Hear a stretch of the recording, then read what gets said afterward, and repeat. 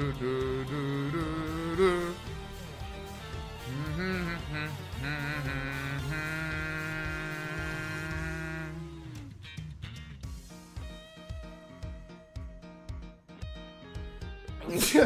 God. Anyways, hello and welcome to what I call new stream, and today we are going to be playing Edgeworth Investigations Collection, Case 4. I typed Case 3. Fantastic. Fantastic. I am pretty sure I can change it. Hold on just a moment here.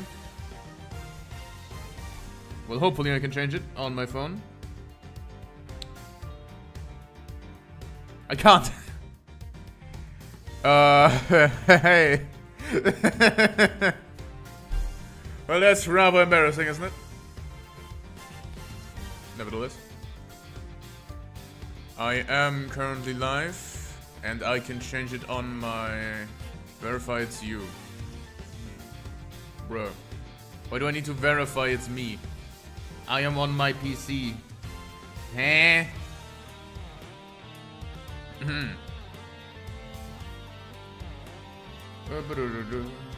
That would be me. And that number.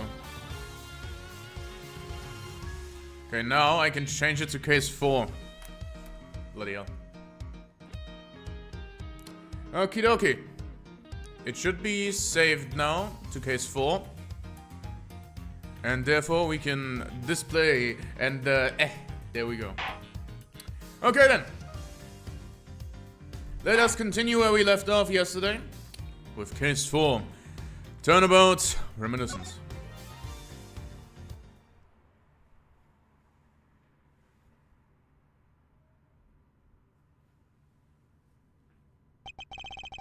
Kay Faraday, the young lady who calls herself the second Yatagarasu. The piece of cloth that she conjured up has taken me back to many years ago.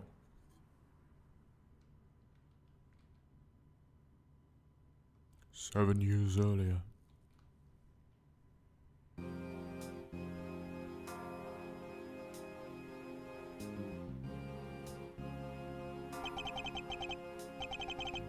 Oh, that's right, I did it, I killed the guy!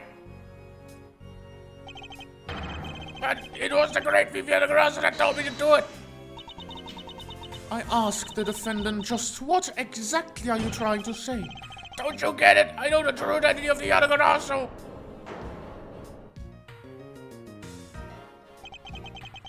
The Yatagarasu is the man standing over there at the prosecutor's bench!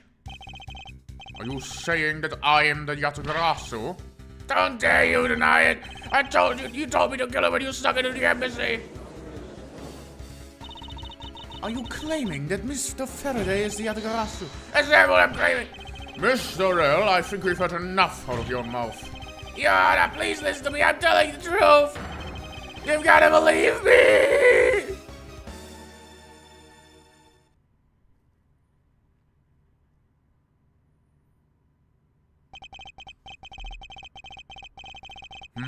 In accordance with the defendant's accusation, a new prosecutor shall be called to replace Mr. Faraday. This court will be in recess until the new prosecutor is ready.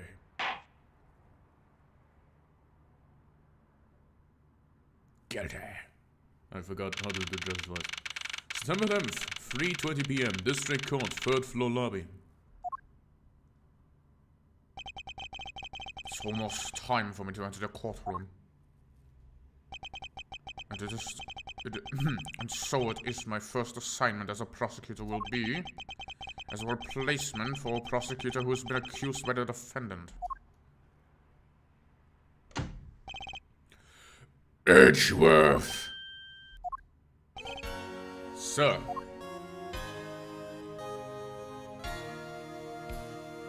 I hate that he has that music, by the way.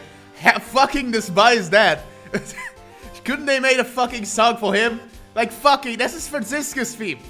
Okay, yeah, rad mode activated. I fucking hate that he has this theme. Because this is Francisca's theme. This is also Miles Edgeworth's theme, kind of. Because Miles Edgeworth has his own Great Revival theme. But for some reason, they gave the great revival to Manfred von Karma in these games. For absolutely no fucking reason. It's like the worst song choice they could have possibly ever made. I hate it. It's a siblings theme between Miles Edgeworth and Franziska. Fuck you, von Karma. Actually, just fuck this game series. Have you read over the documents regarding this trial? Yes, sir. I've memorized everything there is to know. Very good. The paperwork for the prosecutor's substitution is just about complete. Edgeworth, always bear in mind that as your mentor, I, Manfred von Karma, will accept nothing short of perfection. I understand, sir. I have the chance to stand in court at such an early stage in my career. I am honored and proud. As I have watched over your studies, I am giving you this very rare chance. Prove yourself. Crush the defendant's pathetic lies into oblivion. Yes, sir.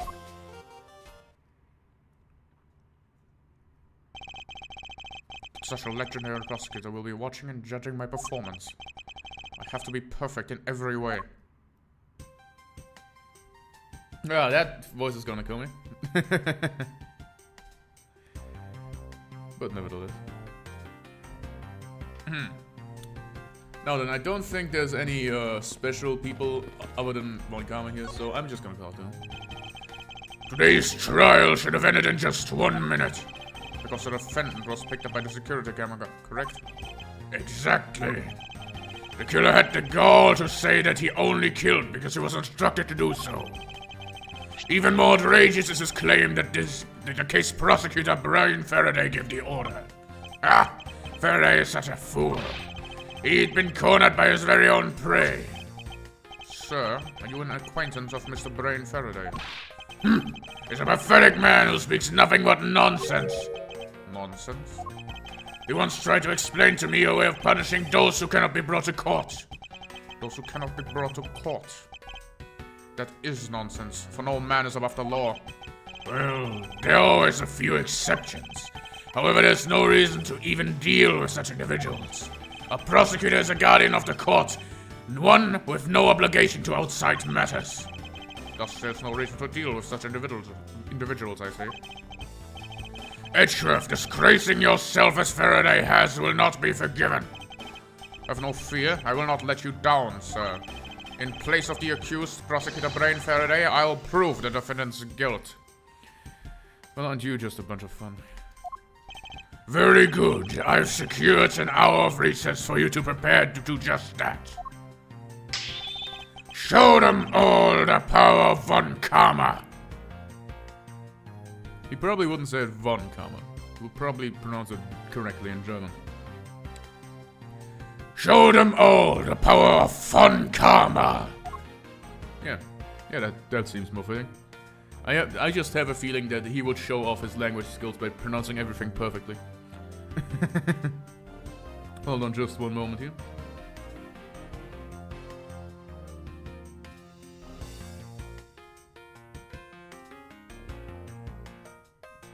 Today's trial.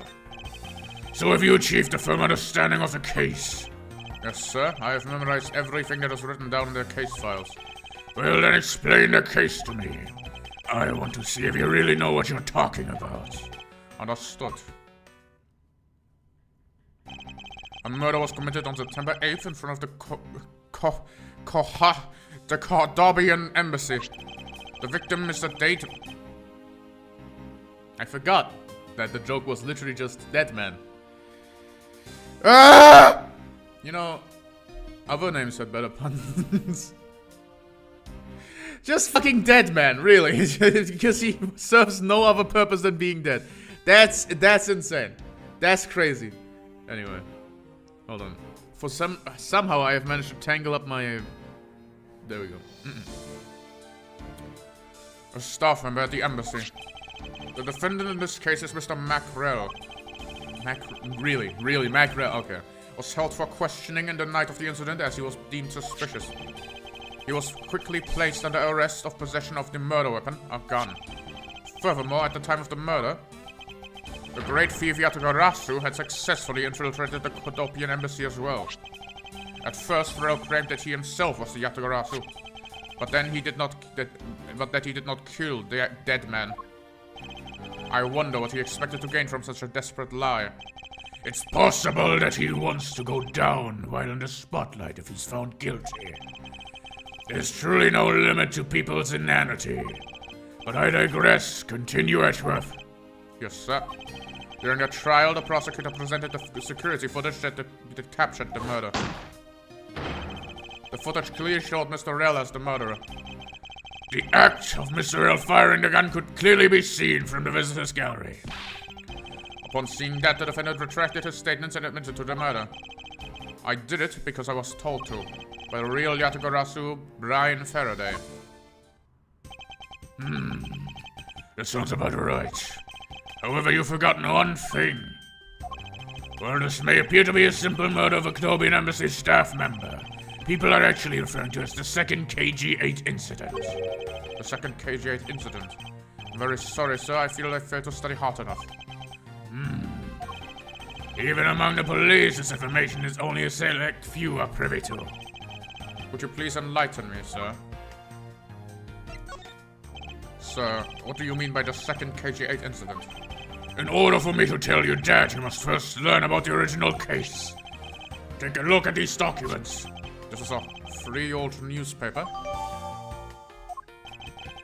Have you heard of the Amano Group scandal before, correct? Yes, I have. The secretary of Ernst Amano, the Amano Group's director, was arrested.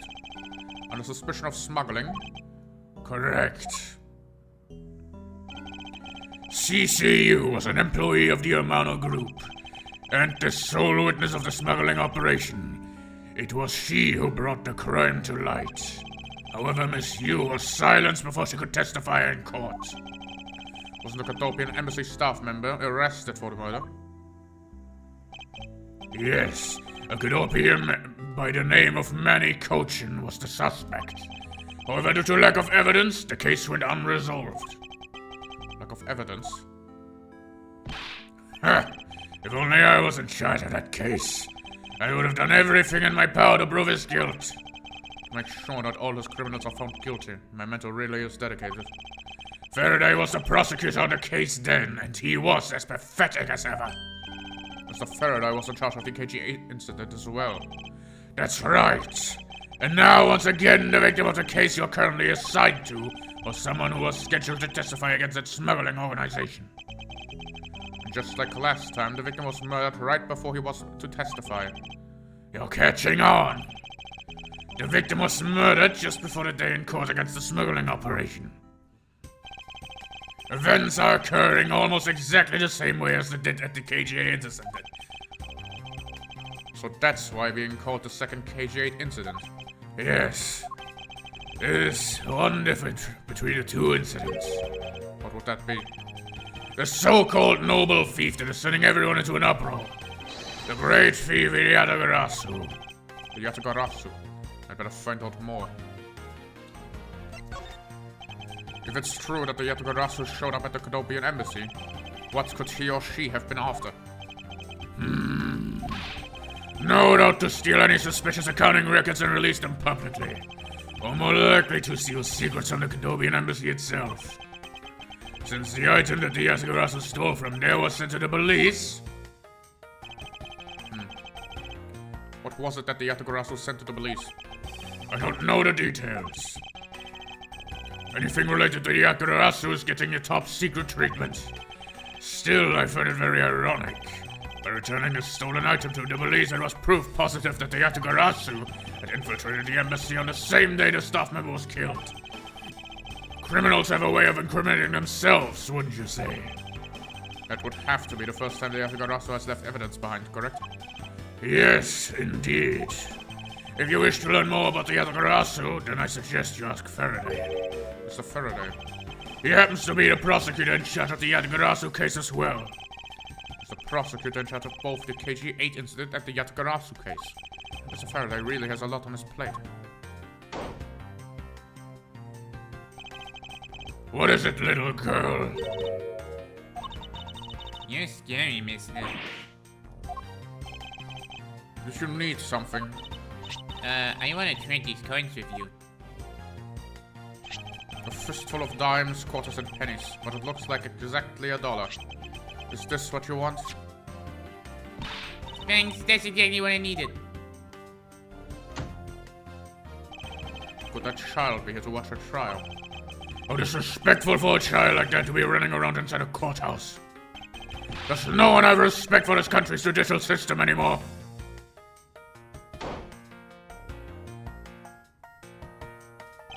The paperwork on the ballot. The paperwork for the persecution substance is complete. Why you? Do you even know how much time there is left before the trial resumes? I'm sorry. You have more moping in the courthouse instead of protecting it this instant. It's no bother, sir. Not being completely prepared could only prove to be a perfect handicap to me. A proud one you are. You'd better collect your evidence from Faraday and prepare yourself. It's time for your debut, Edgeworth.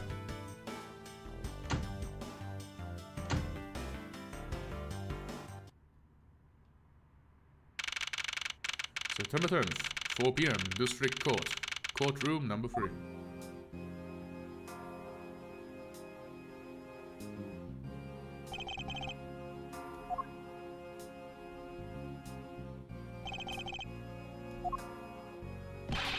Just what is going on? Why isn't Faraday here yet?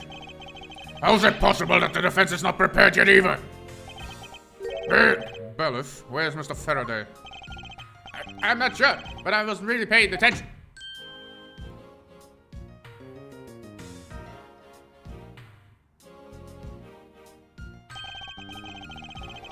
You must be that one Mr. Von Karma recommended. I hear this will be your first trial. I look forward to seeing how you perform. Oh, by the way, there was someone celebrating a birthday during the recess. I could have sworn that I heard a popper going off. Come to think of it, the other day with my grandson. Sir, it looks like the trial is about to resume. However... Yes, it will all but be impossible to prove the witness is a liar. Without evidence from Faraday. What are the blasted buffoon up to? It's an emergency! Wait, hold on. It's an emergency, sirs. Silence! There shall be no yelling in the sacred hall of law. Bailiff, remove the man from the courtroom at once. Please. Wait. You have to listen to me. There's an emergency. Defendant lobby number 2, Mr. Faraday and the defendant.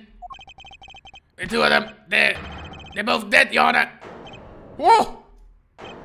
Huh? What?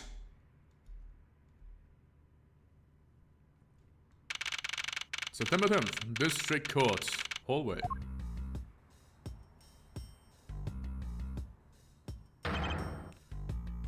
Stay back. No one's allowed on the crime scene. Period. Just who does this oddball think he is? This is becoming quite the hot spot. Isn't she Mr. L's defense attorney?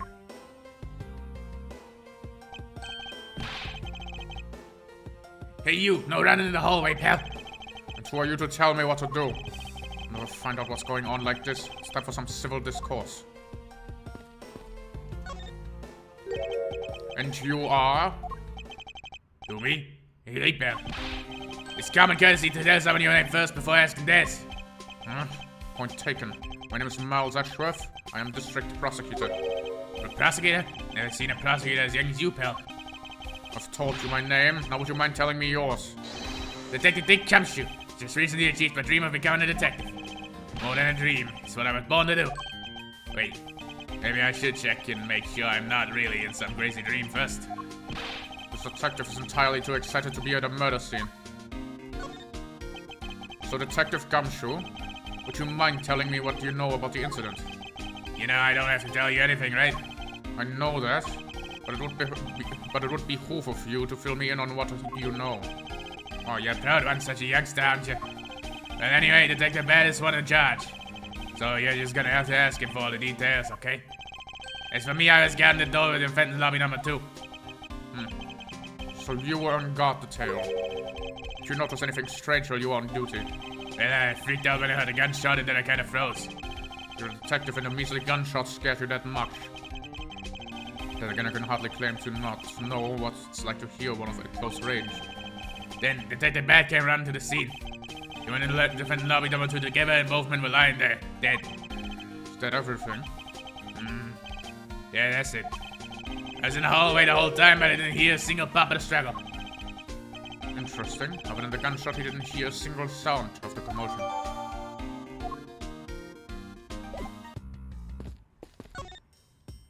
Excuse me, but who are you? Detective Tyrell Bear. Homicide. I was informed of the situation and came quickly as possible. So how did you arrive and detect the body before me? Faraday requested for me to testify at the trial. Plain and simple. Mr. Faraday requested that you be here. I've already contacted HQ about the situation. I've got nothing to say to you, kid. Kid? I'm Mr. Faraday's substitute at today's trial. Therefore, I insist that you update me on the situation. Can't back down here. I have the right to know. Do I need to teach you a thing or two about how to talk to a doll's kid? Is he threatening me?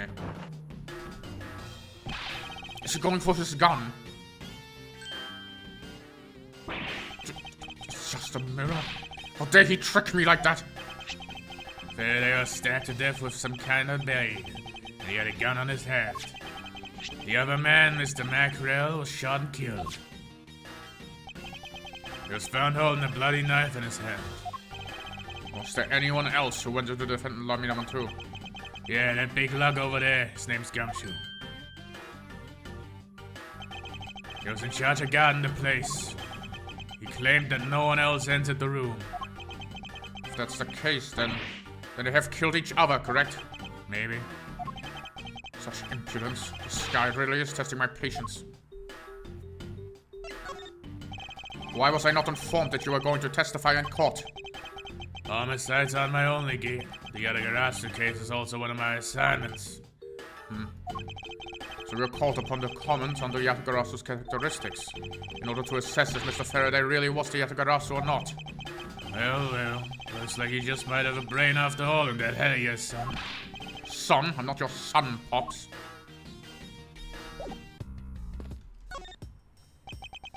You have a minute. You know, I'm not really into talking to people I don't know.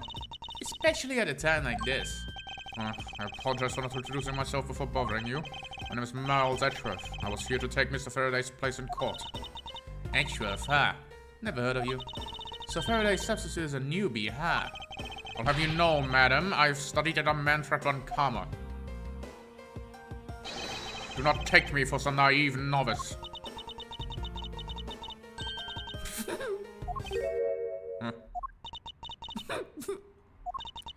Don't take me for some naive novice.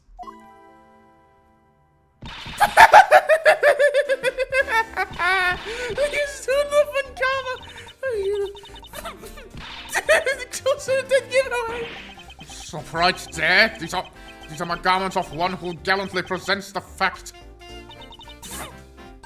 So thanks for the great laugh, but I try not to make me laugh as much, okay? I wasn't trying to do anything of the sort. just kidding. I was just goofing around. By the way, do you know who I am? My name is Callista Yu.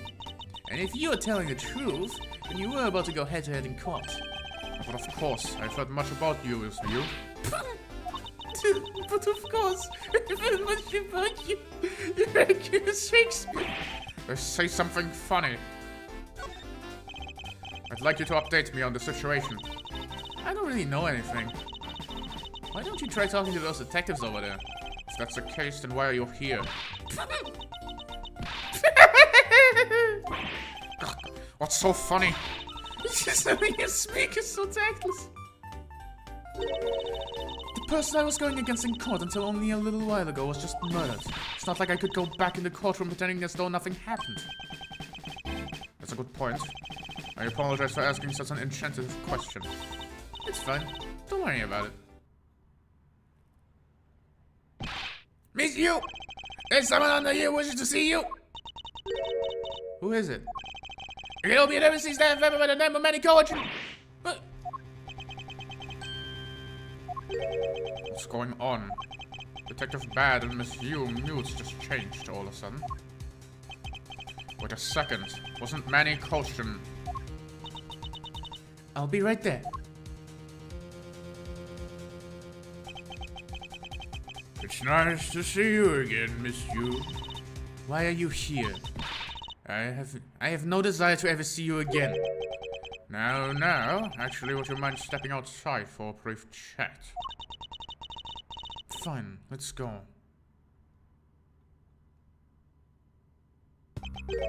Bird! Von Karma, it's been a long time. I knew you would show up. You usually do when a Yalgaras is involved, and I see this case is no exception. Do you know Detective Bad, sir? Yes, he's like an old bloodhound that never leaves the scene of a crime. If only he would get a promotion and move on. It's the crime scene where the detective is most useful and effective. Well, I don't know that. Moving on, no bad. The man that I just passed by. Was he not the suspect from the KG8 incident? So I was right. Just what is the man doing wandering around here? That Faraday. Can't believe he let such an easy catch get away. Imbecile! I would have proved his guilt in 3 minutes. Von Karma, I think you said enough for now. It's a poor taste to speak like that about the departed. Very well. Back on topic. I'm placing Edgeworth in charge of the investigation here. Hey, the one who the theme belongs to. Papa! How could you place him in charge? Franziska, what are you doing here? I am here for summer vacation, what else? Franziska von Kammer. So she's here on vacation from Germany. She's the daughter of Manfred von Kammer, a student of his, also a junior to me. Objection, indeed. You're the only junior, you're the one who's the junior to me, and don't you forget it! You're not conveniently avoiding the bar examination, are you? Ha! If you were able to pass, then I have absolutely no trouble at all. I will never allow myself to use to you, never! But you always have to be this competitive. Anyway, Papa, are you really assigning Miles Edgeworth to cover the case? Yes, I am. Why do you ask? Well, you know, I'm close to becoming a prosecutor myself. And I am 100% confident that I can do a better job than him. Just like Franziska. She has no problem bad-mouthing someone right in front of them. Bad? Yeah? These two will be conducting the investigation. Wait. You want me to let all these kids loose on a crime scene? Huh. This is a perfect opportunity for them to work on their prosecutional skills. A crime scene is not a place for children to be messing around in. I'm the one with authority over this crime scene, Bad, and I will not tolerate complaining. Edgeworth, Franziska, you leave. I leave this case to you two. Understood, sir. Yes, Papa. I'll go and take care of the paperwork now. Remember, I'll accept nothing but a perfect report from both of you. Do not disappoint me!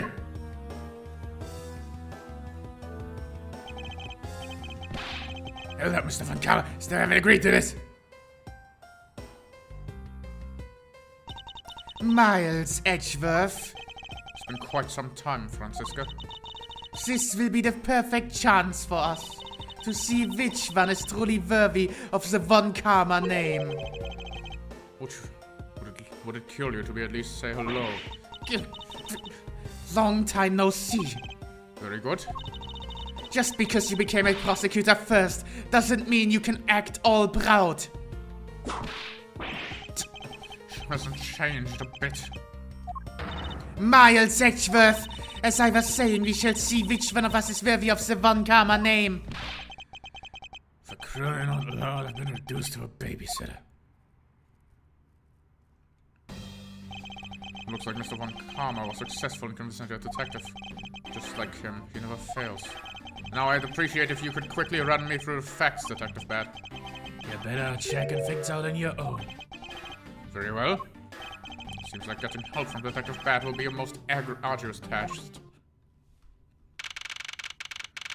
September 10th, 4:15 p.m. District Court, Defendant Lobby number 2. That's how you found them? So, the only real explanation that they killed each other simultaneously. Miles Edgeworth, you should listen to someone until they are finished talking. What are you talking about? I'll only say it one more time. This is a competition to see who is truly worthy of the Von Karma name. A competition? The person that figures out the truth first wins. So the person who doesn't discover the truth is a dishonor to the name. Jawohl! I don't care that you became a prosecutor before me. I simply refuse to hear any more foolish things come out of your foolish mouth. Fine, whatever makes you happy. I take it as you accepting my challenge. Once again, whatever makes you happy. Ha! Well then, let's begin the investigation, shall we? I am going to find the perfect evidence and prettily present it like the professional I am. Competing to discover the truth behind a crime. How delightfully childish. You kids over there, hold it. Kid? Ha! Serves you right, Miles. He just called you a kid. I said kid. Kid. How dare you call me a kid as well? I'll do what I please, and I won't allow you to cause a ruckus on my crime scene. Hey, big guy. You're gonna watch over these two. Yes, sir. The day rat, sir. Now what I say from the kids, sir. Okay. You better not get on the way, Scruffy. You'll feel the bite of my whip if you do. You prosecutor boy. Let's get you investigating started already, alright? Great. Or even that detective is treating me like a child. Alright, time to get investigating. Gonna move on, prosecutor boy. My name is Miles Edgeworth, and if you were to call me prosecutor boy one more time, it will be my duty as a prosecutor to look into your monthly salary. Right?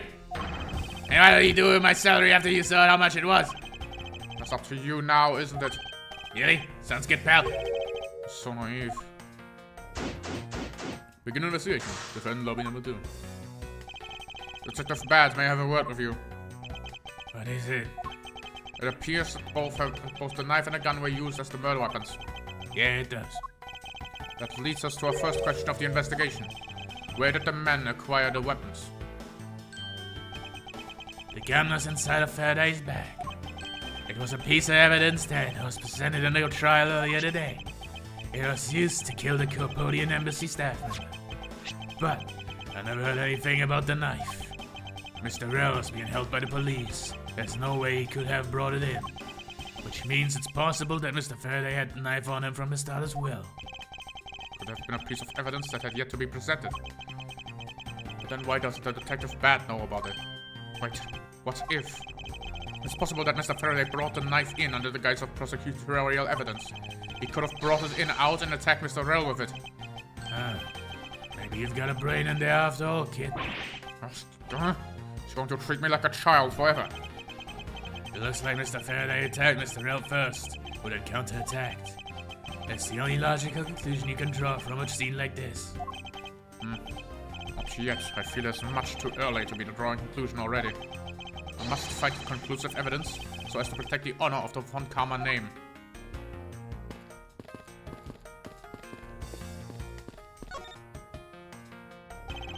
Looks like Mr. Faraday fell on top of Mr. Rell. At first glance, it seems like they've mostly killed each other, however. Using logic, the only logical conclusion is, What is that outburst for? My detective instinct just hit me real hard. It was Mr. Rell that fell first, see? You don't need a detective's instincts for that. It's common sense. But I suppose it won't work much more than the round with. Well done. Looks like Mr. Faraday died while holding the gun in his right hand. So he shot Mr. Rell and fell on top of him while he's still grabbing onto the weapon. I guess it does seem kind of strange, huh? I mean, why would Mr. Faraday know how to fire a gun?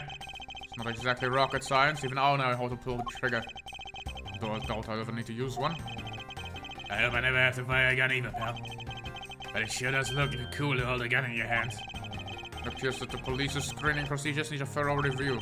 Anyway, I should jot down some notes about the handgun in Mr. Faraday's hand.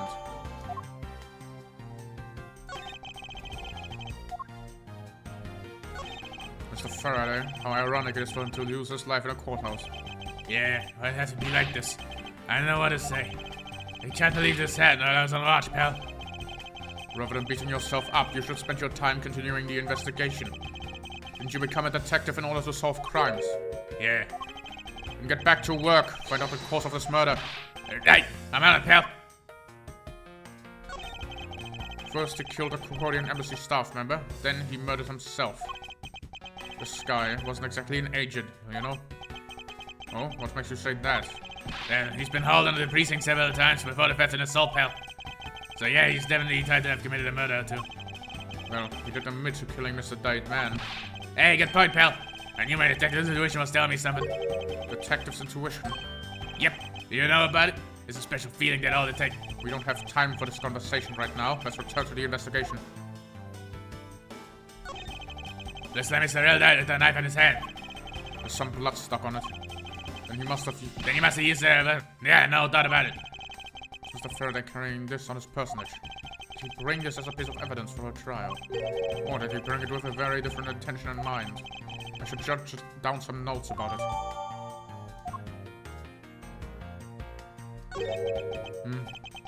What a plastic bag scattered all around. It's nice of keeping evidence safe, pal. I know that much, detective. You sure got all this stuff, aren't you, pal? Normally I'd be happy when someone compliments me, but when it's this guy... Anyway, could this plastic bags be evidence of a fight between the two men?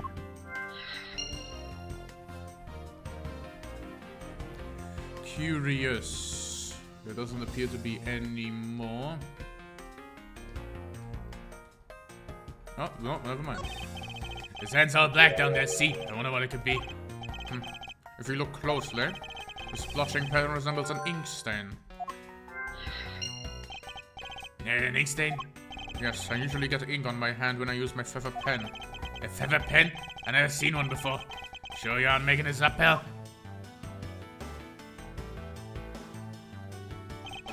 Mr. Rell's cause of death was for being shot, correct? That's what we think, but it's hard to tell with him lying face down. Death is bad enough. It's truly lamentable that someone would try to hide the truth. You sure we're trying to hide something? Can't confirm Mr. Rell's cause of death with his body positioned like that. Detective Pat, I'd like to examine their bodies in further detail if possible. What's this? You're not able to form a theory with them the way they are? I believe an examination of the body is vital to finding the perfect evidence, don't you? I suppose you have a point. Well, hurry up and get on with this. Lebby. Yes, sir! If they can have photos of the scene, sir! And there you have it. Do you not approve? Of course not. What? Investigation of a crime is the work of a detective, so don't touch a thing. Hey, big fella, turn over the bodies for me, will ya? Okay. Please forgive me, Mr. Faraday, sir. Gumshoe, do not get emotionally involved. Remember, you're detective. Yes, sir. Understood, sir. Yes, sir. Understood, sir. The first line was just not read in his voice. Won't rest until I've shut the fuck up. There's a knife in his chest here, see? Wonder if the wound matches the knife Mr. Rill was holding. Lebby. Yes, sir. Verifying now, sir. Make it quick. From the look of things, one could deduce that the knife was Mr. Rill was holding is what killed Mr. Faraday. There's something in his breast pocket. It's a fountain pen. Hey, you know, I always keep a pencil behind my ear. It's because Detective Bad is always telling me you should always write your name on everything you own. Yes, somehow you do strike me as someone quite forgetful individual. Mr. Faraday is holding a gun in his right hand. That's the one Mr. Earl got blown away, right? Lebby, you answer. Yes, sir! We found the ballistic markings too matching up. No, ballistic markings are the figurative fingerprints on the gun leaves and a bullet with fire. Every gun leaves its own unique ballistic markings. Therefore, by looking at the markings of a bullet, you can tell which gun it came from. Yeah, that's it. Of course, I already know about it, pal. Maybe you'd be better off going back to the academy. Yeah, come on, sir. Cut me some slack, will ya? So the bullet was fired from the gun that felled Mr. Ray. shot at the chest. Take some guys to fire a gun at the courthouse. I mean, I've been a detective for a whole week and I still haven't fired a single round yet. And many burn marks on his clothes. That must mean Wait, burn marks? a round grows very hot when it's discharged from a firearm. Therefore, burn marks are usually left when the shot is fired from point-blank range. Ergo, Mr. Riddle must have been shot from at least a yard or two away. You know a bunch of neat stuff about your age, pal. Apparently, this detective has much more common knowledge than the everyday marsupial. Let's not try to understand how the two men died. Let us now try to understand how the two men died. First, Mr. Faraday took the gun and the knife out from today's trial evidence. Then he aimed the gun at Mr. Rell and fired. However, Mr. Rell managed to grab the knife and counter Mr. Faraday while being shot. Then the two men fell together where they stood. That is my theory, in any case. A crazy way to go. Still, something about that explanation doesn't seem right. I believe I now have a firmer grasp on what happened here. It seems that I have not seen everything here, considering... Okay, nice. It looks like Mr. Faraday was stabbed with his knife that Mr. Rell was holding. Ouch! What's wrong, detective? My stomach started to hurt from just thinking about being stabbed. Just keep your mind on the case, alright? Was that everything? Indeed, it appears to be... Yep. Okay. So, what logic do we have? Plastic bags being strewn about, fountain, a pen in pocket. Well, these are obviously related.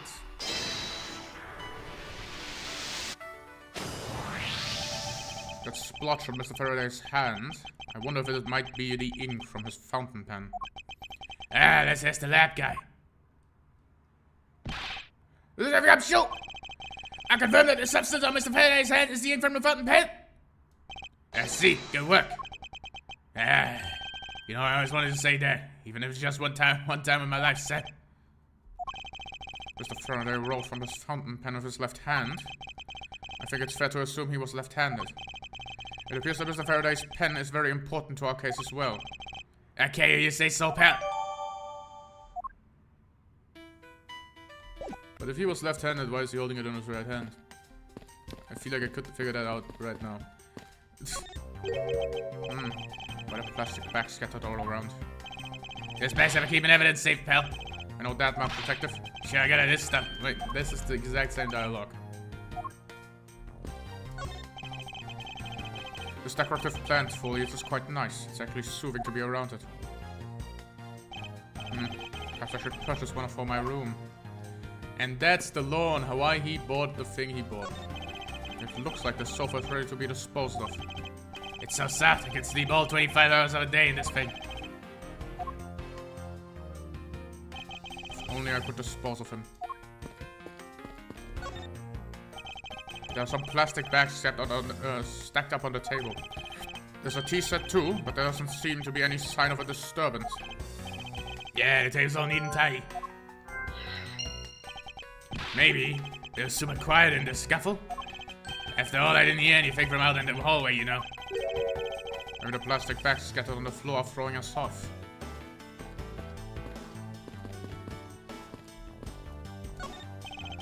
There's some stuff in the bag, pal. I suppose this was Mr. Faraday's bag. It's probably the trial evidence I was supposed to collect from him. Is the evidence? I better not touch it. I'll leave prints on it. Do not pay attention to anything you do. Detective Bad, do you have any thoughts on the case? Faraday and Rell. Looks like they killed each other to me. Although there are a few things that just don't seem right. And what would they be? Why don't you try thinking on your own first before bothering me, boy? Now have you been degraded to just boy? The window is open and there's a fresh flowery scent in the air. The flower in the garden down here is so gross and ghastly. Do you think maybe you could try offering something useful for a change? Well, at least there's no way someone escaped through this window, pal. They wouldn't wake up and smell the flowers after a fall from the third floor. Are you willfully ignoring the fact that there are also iron bars on the window? Yeah, I guess there's that too. Either way, no one could get through the windows, right? I thought of everything. when designing this courthouse. Very nice.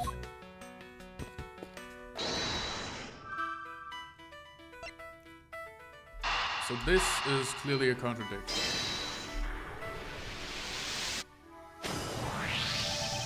There's a very tidy pile of plastic bags on the table, and yet a portion of them wound up scattered on the floor as well. It's not likely those on the floor were knocked over during the struggle. In which case, there might not be another explanation as to how they got here. Another reason? I believe it's possible that the blood on the outside of the bag is related somehow. Yeah, please get the blood away from me, pal. Detective Gumshoe, whose blood is on this bag. Hold on, let me ask the lab guy. Alright, please hurry. Wait till we get a load of this, pal. It's Mr. Faraday's. Oh, and the technician said they didn't find anything else on the bag either. Would appear that the bag is a very important piece of evidence. Okay, you say so, I'll leave it in your hands, pal.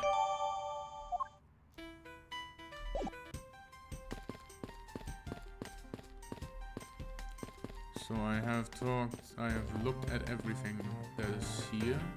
I have only one piece of logic, so I can't do anything here. Oh, TV. Wow! What is it, Mr. Gumshoe?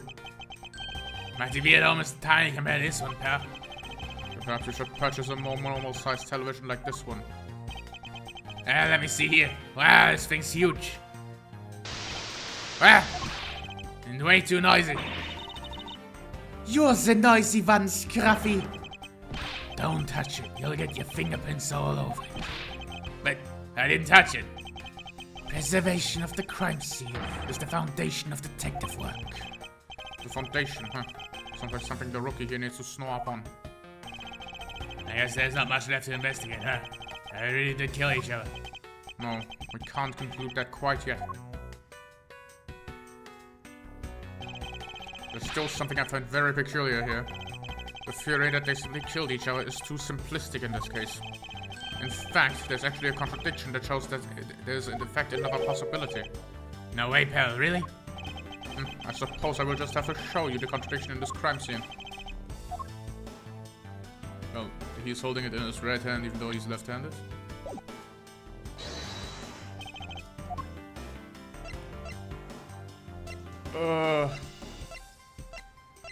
Where does it say he's left-handed?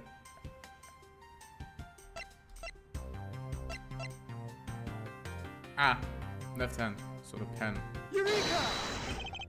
Now that we've come face to face with the contradiction I spoke of, and it is this. Mr. Faraday used his left hand to write on his fountain pen. Ergo, he is left-handed. And yet the handgun is in his right hand. Don't you find it odd that the left-handed Mr. Faraday would hold his gun in the right hand? And that lady, and that, lady and gentlemen, is the great contradiction haunting this crime scene. Hey, you're right, pal. That seemed kind of strange. But how did something like that happen? The facts add up to one conclusion and one alone. Someone else put the gun in Mr. Faraday's hands after he died. Someone else? Plastic bags scattered on the floor and a gun in the wrong hand. I sense the presence of a shadowy figure behind this case.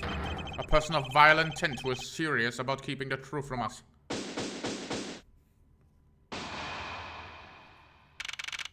September 10th, District Court, Defendant Lobby Number 2.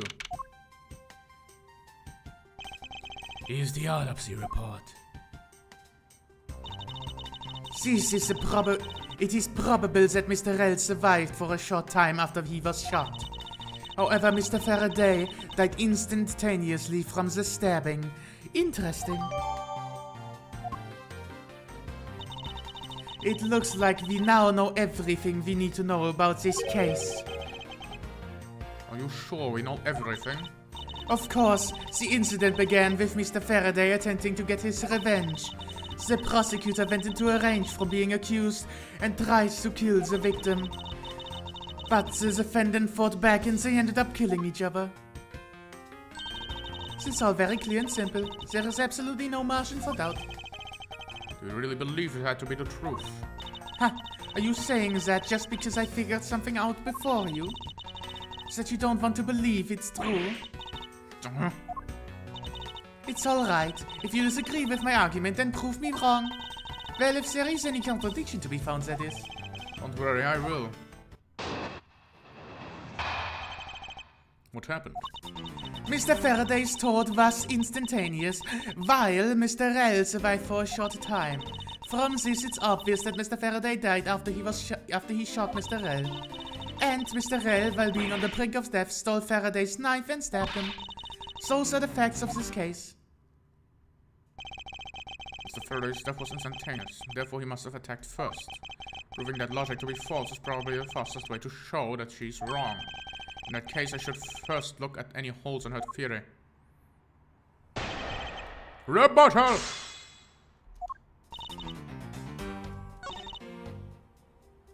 Well, but then why was he on top of the victim? Objection! Never mind. I lied. Hold it! Mr. Faraday shot Mr. Rel before he died. You have any basis for that statement? Your foolishness has no end, does it? Now, I hate to repeat myself, however, Mr. Faraday died instantaneously. That is the basis I need. Alright, so if Mr. Faraday died instantaneously, then he must have attacked Mr. Rel before being stabbed. You're finally beginning to catch on, I see. And Mr. Rel, by being on the brink of death, stole Mr. Faraday's knife and stabbed him. Hold it! So you believe that dying Mr. Rel stole the knife from Faraday? Mr. Rel became desperate as he did not want to die. Human beings can do amazing things when they are put to the test. So, the two men struggled. And in the end, Mr. Rel was able to grab the knife and stab Mr. Faraday. The messy condition of this room is a testament to their struggle.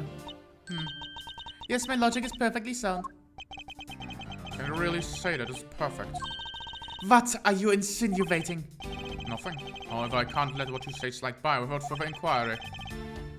One must be clear and precise, so if you could apprehend your statement to your testimony. Fine. They struggled. Oh, no, the table is like fine though. Faraday's blood on. Where's the table? I don't fucking know where's the table though. Oh, didn't hear a single sign of struggle. Objection! If the two men were fighting, their struggle would have truly caused quite a bit of noise. However, Detective Gumshoe testified that he heard absolutely nothing. Ah, you place too much faith in that detective's testimony, you know. For the sake of the argument, let's say there wasn't a fight. How then did Mr. Rel get his hands on the knife? Mr. Faraday's back was sitting right there in the defendant lobby number 2. It's not hard to imagine that perhaps Mr. Rel saw a chance and took it out at some point. So, what you're saying is this. Mr. Rel took a chance when he saw the opportunity and took the knife from the bag. Then Mr. Faraday shot Mr. Rel after being stabbed. You suggest something strange in Francisca's statement just now. Wait, something doesn't add up. Oh, really? It's simply not possible for Mr. Faraday to have shot Rel after being stabbed. He died instantaneously. Is it in here?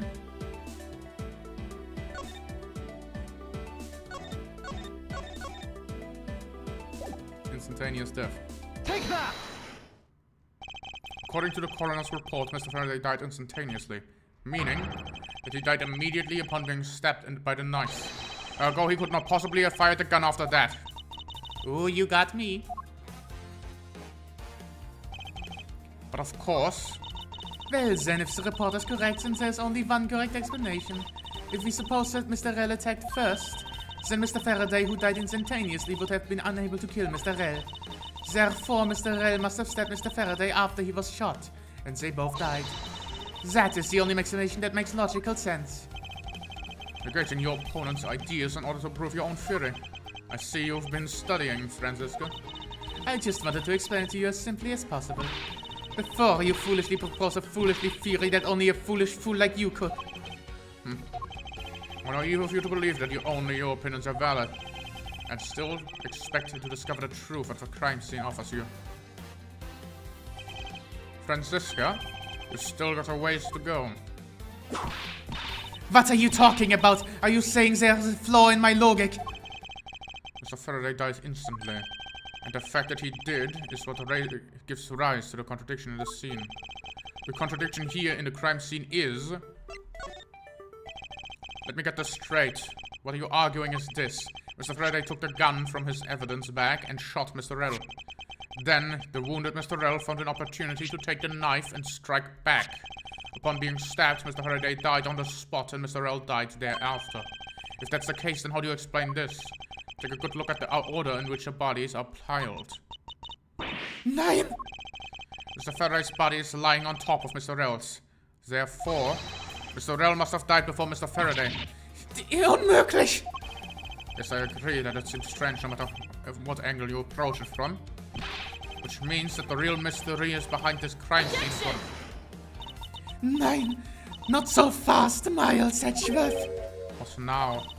I simply think that you ought to think a bit more outside the box. And that, it's even clearer now that the incident started with Mr. Faraday's murderous intent. Sure bounced back quickly. Explanation won't be enough this time.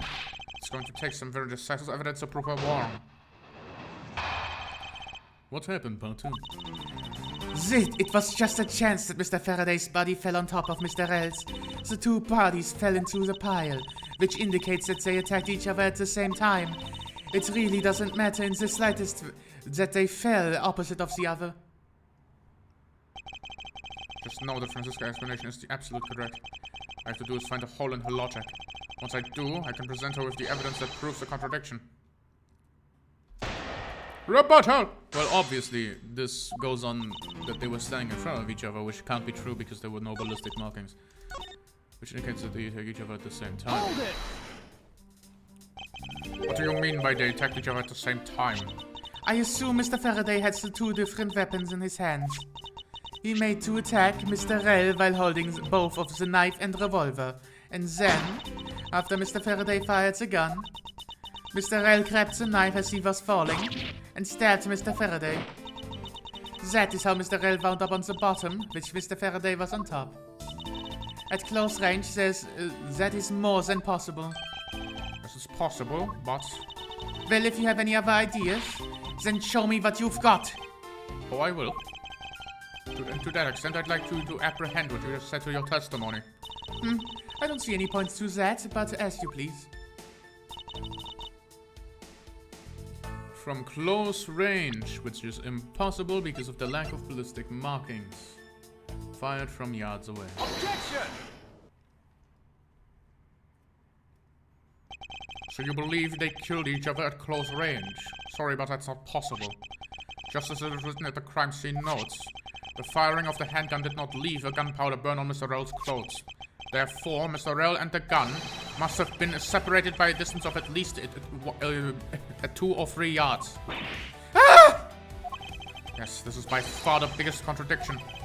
The two bodies are piled up on each other, yet the gun was fired from a distance.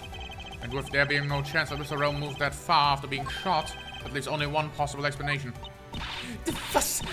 What a completely foolish line of foolish thought for a thoroughly foolish fool! If I am not right, then who was made the first move since you intend to kill her? Where? The person who attacked first with murderous intent? That would be neither man. Here in this room, contradictions appear no matter which man we claim attacked first. Thus, there can only be one explanation. There was a third person here. It was that the third person who killed both Mr. Faraday and Rell and set their bodies up to make it look like a double murder. The third person is the real culprit. Miles Edgeworth, that's just one thing you're missing. Evidence, correct? Exactly. Everything you've set up until now is nothing but a story played out in your head. However, this is where the real test begins. Can you prove that there was a third person involved in this crime? Of course. If there was a third person truly here, that fact would resolve it declaring contradiction. The proof that has all been a setup, made to look like they killed each other. I'll present it and lay bare the final piece of the puzzle that's not yet in place. First, the piece of evidence that proves there's a third person involved.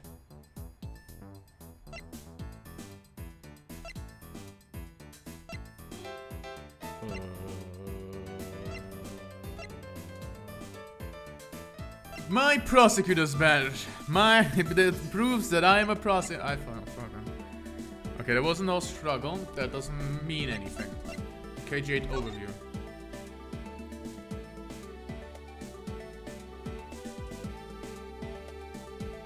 Hold on. The victim is CCU. I see. I just realized Caster U and CCU probably sisters then. So it isn't a handgun because it was fired from a few yards away, but it was found in his right hand. So that may be the reason, considering he was left-handed. The gun. Take that! The gun in Mr. Faraday's hand and the plastic bag with his blood on it. These two items point to the presence of a third person. Wie? Recall Detective Gumshoe's testimony. I was in the hallway the whole time, but I didn't hear a single peep of struggle. There wasn't a struggle in this room. Then there shouldn't be any plastic bags on the ground. Meaning that someone must have deliberately scattered them around. Do you not see a possibility in this? Disregarding the gun for a moment. There's a high probability of blood spatter when the knife is used on a person.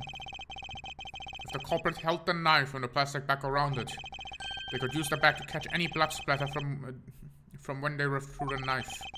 Then by spreading a few more plastic bags around and mixing the blood with one of them, they arranged room to make it look like there was a struggle between the two.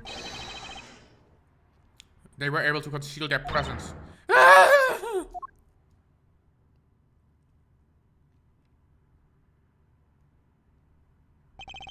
Looks like we still got a long way to go in this investigation. Yes. Objection!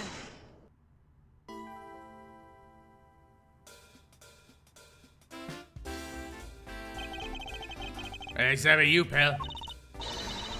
Mr. Bad, I advise you to place Detective Gumshoe under arrest. Wait! What's the meaning of this? Looks like you're not a man enough to discipline your own subordinates. Don't you dare. The detective claims he was there standing in front of the door the entire time. But I have it on good authority that it was all a giant lie. Miss Yu, I ask that you please explain that statement. I'll let his honor explain it himself. I saw it with my very own eyes, I tell you. During the recess, there was a period of time when there was no one in the hallway. What? See, Mr. Bad? So I ask you, why would a detective who was supposedly doing his job the whole time want to fabricate such a lie? Gumshoe? Did you kill Faraday? No! I guess not, sir. It would appear that the one who set the whole crime scene up is the detective, which basically rendered his testimony a complete lie and wholly invalid. It looks like your perfect logic has just come tumbling down, Miles. I was in the hallway the whole time, but I didn't hear a single peep of struggle. Is that statement really a lie? Detective Gumshoe, you're now a suspect in the murder of 2 men. Now spit out the truth, or so help me. I haven't lied to anyone, sir. It's honest. I really was there in the hallway the whole time. Hold it! Detective Bad, I ask that you please do not act without my permission. After all, I am the one that is heading up the investigation, am I not? Don't talk to me like you know what's going on, boy. All I want for is the investigation to run perfectly. Perfection is the only wish a disciple of Von Karma, after all. Therefore, before you take Detective Gumshoe into custody, I'd like to set the record straight on something. And what's that? What should I ask Detective Gumshoe about?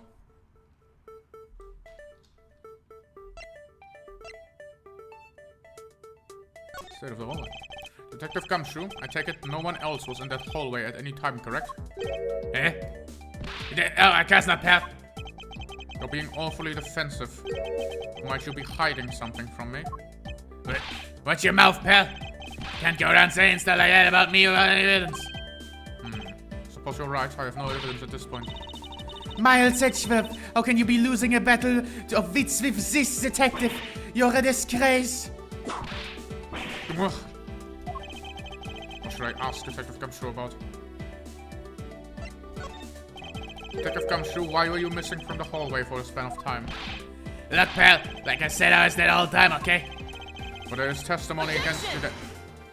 Miles Edgeworth, why are you wasting our time with a completely useless question? The only logical reason as to why he was absent is too busy committing the crime. Anyone who says otherwise is a fool. Huh? I should ask about something else. I suppose the one thing I'd like to clarify is Detective Gumshoe's motive for committing this crime. Motive, Gumshoe, you got a grudge against Faraday or anything? Nah, sir. Not me, not a single bad thing against Mr. Faraday, sir. Is that a fact? Objection! You really have the problem with lying, don't you, Detective Gumshoe? I'm telling you, I'm not lying. The more unnatural you act, the more suspicious you become, you know. If you want a motive, Edgeworth, you have one right here. Would you please share it with us? However, be forewarned that I won't hesitate to object to flights of fancy. Because all I'm interested in is a perfect explanation. You're serious, aren't you? Fine. You amuse me, so I'll humor you with a little courtroom practice. Gumshoe's motive. It was about a week ago. I saw the detective got chewed out by a livid Faraday in front of the precinct. He stood there super pale as Faraday yelled, "That's a salary cut for you, you nitwit." A brand new detective suddenly getting his salary cut. That's reason enough for a grudge. Well, how's that for a perfect explanation? You totally misunderstand me, pal. No matter how mad I get, I can never hold a grudge. Quiet. Can trust anything you say. Sir. There's nothing wrong with the motive she proposed per se. There are some gaps in her logic that need to be filled in. Miss Yu's perfect explanation may not seem so perfect at all. Rebuttal!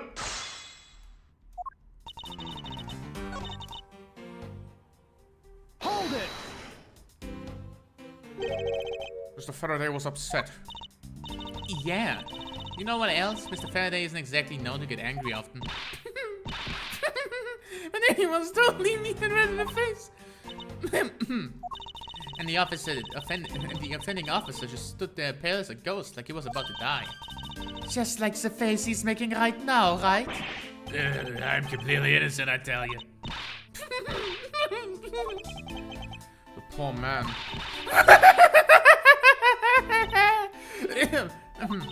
It was quite the scene of the detective. Hold it!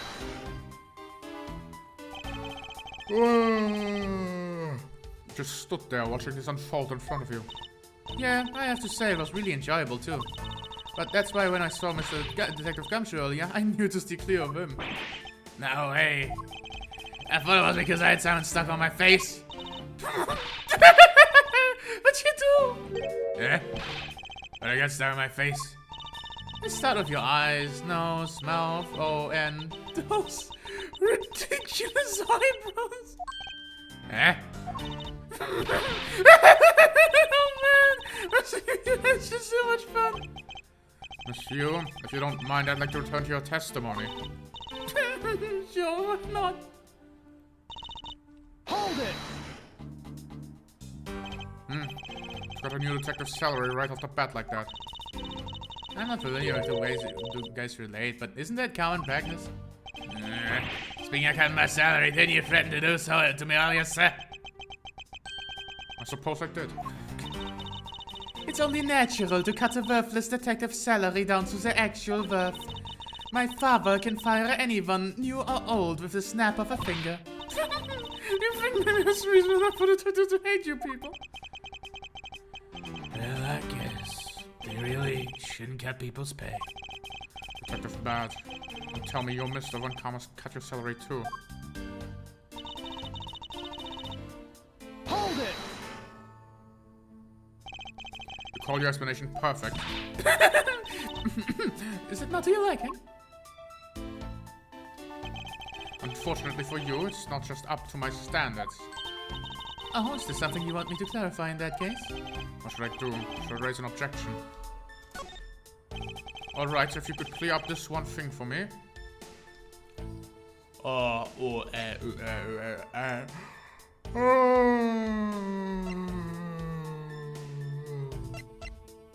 I know that. Well, Mr. Faraday was killed by gunshot. No, by knife.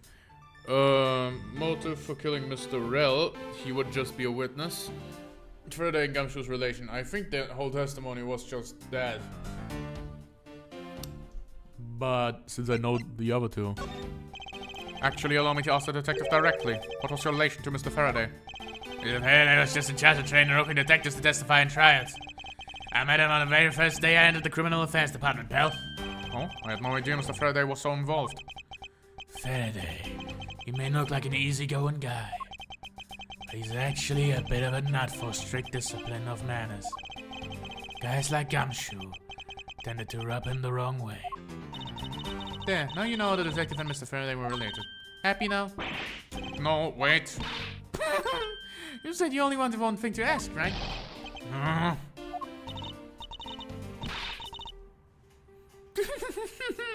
You're right, Edgeworth. Poor baby. Tell you what, I'll let you have another go. How's that? Alright. I know that. Motive for killing Mr. Rell. I understand Detective Gumshoe's potential motive for killing Mr. Faraday. Oh, but what about his motive for killing Mr. Rell? His motive for killing Rell? Like I would know. There's no clear motive for both of the murders. Then I doubt this incident would have occurred. Wouldn't you agree? Is there anyone else who might have had a grudge against either two men? Or should we look into that ourselves? Oh, in that case, I have absolutely no idea. What? That is impossible. She must know something. Wait! Please don't laugh at me like that. It makes me laugh. Didn't even do anything and you're already laughing away. Right, anyway, the way I see it, as long as he had a motive to kill one of the two, the crime would have played out the way it did anyway. Oh? Would you care to explain all your logic? And this time, please try to provide a truly perfect explanation. Perfect, that. Something sometimes a requisite trait for being a funny hour. Miles Edgeworth, I demand you shut this rude woman up. I wish you both should be quiet for just 1 second. Oh well, I guess I'll just have to explain it to you kids. Motive to kill the man.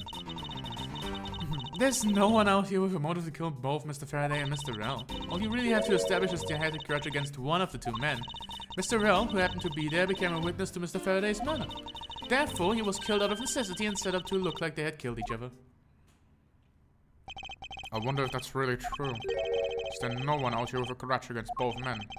Should take another look at the evidence for this morning's case.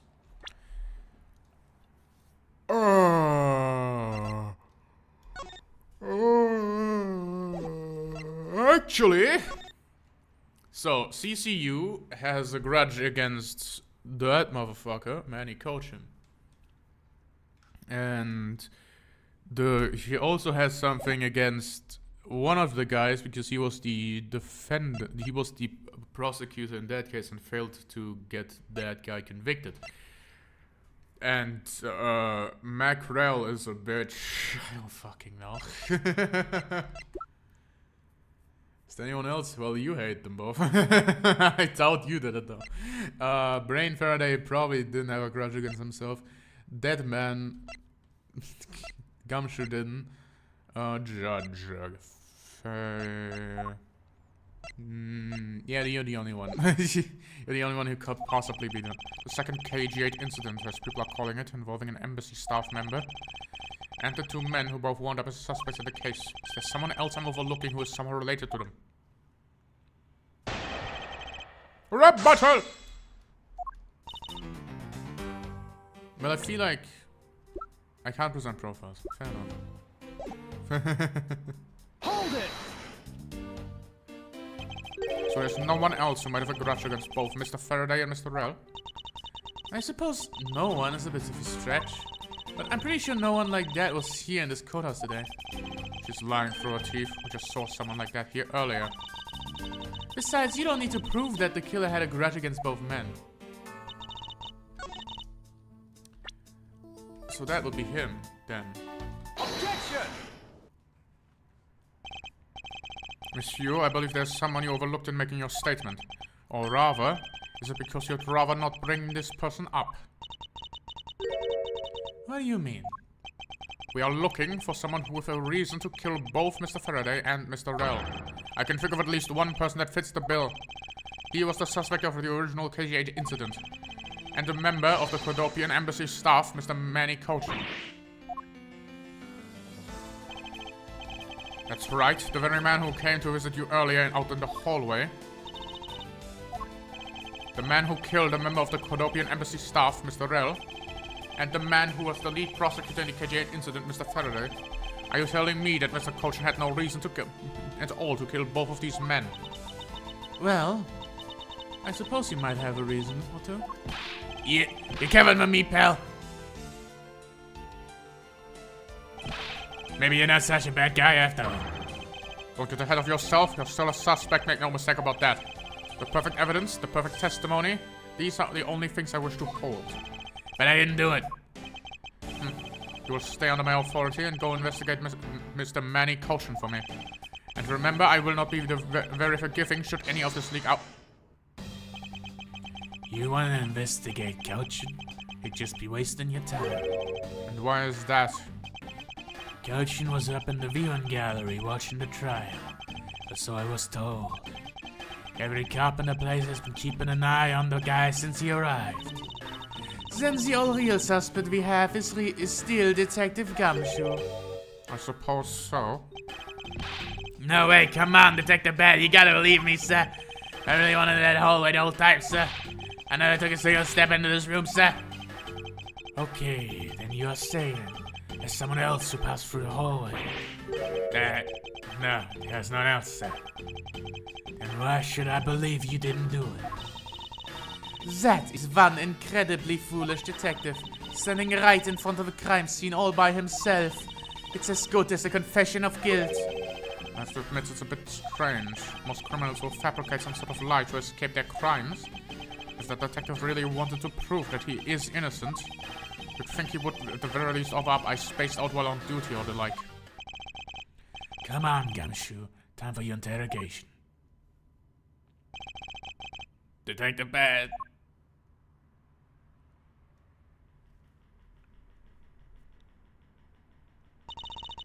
Miles Edgeworth, I will go ahead and report this to Papa. And that is, as they say, is right. Right, everyone? I suppose we should be getting back to our real jobs now, huh? Before we do, monsieur, there's something I'd like to speak with you about. What is it?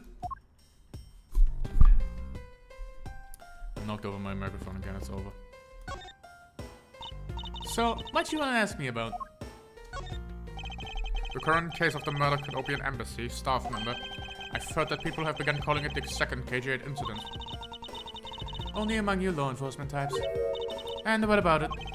I'd like for you to tell me everything you know about the original KG8 incident. I'm afraid I can't help you. I don't know anything beyond what was put in the papers. No, I believe you know much more, since you are directly tied to the KG8 incident. I'd appreciate if you stop with the false accusations. Baseless outbursts are useless both inside and outside the courtroom, you know? I do, but I also know that I do have a leg to stand on here. I think you can stop making an ultra serious face in front of me. You could please stop laughing for just 1 second. I'm not going to make any headway like this. She's going to have to just show her exactly how related to the KG8 incident she is. Well, that would be this. Miss Yu, I believe that I have proof of your connection to the KG8 incident. That follows your proof. Very well then. Why don't you tell me exactly how I'm related to the KGA incident? Through the victim. Your connection to the KG8 incident is through the victim. The victim's name is CCU. You will note that she has the same last name as you. Can you really still tell me with a straight face that you are not related to the case?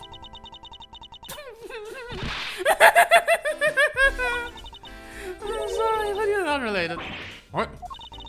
Just kidding. You asked that question with such a serious look on your face. I couldn't help but...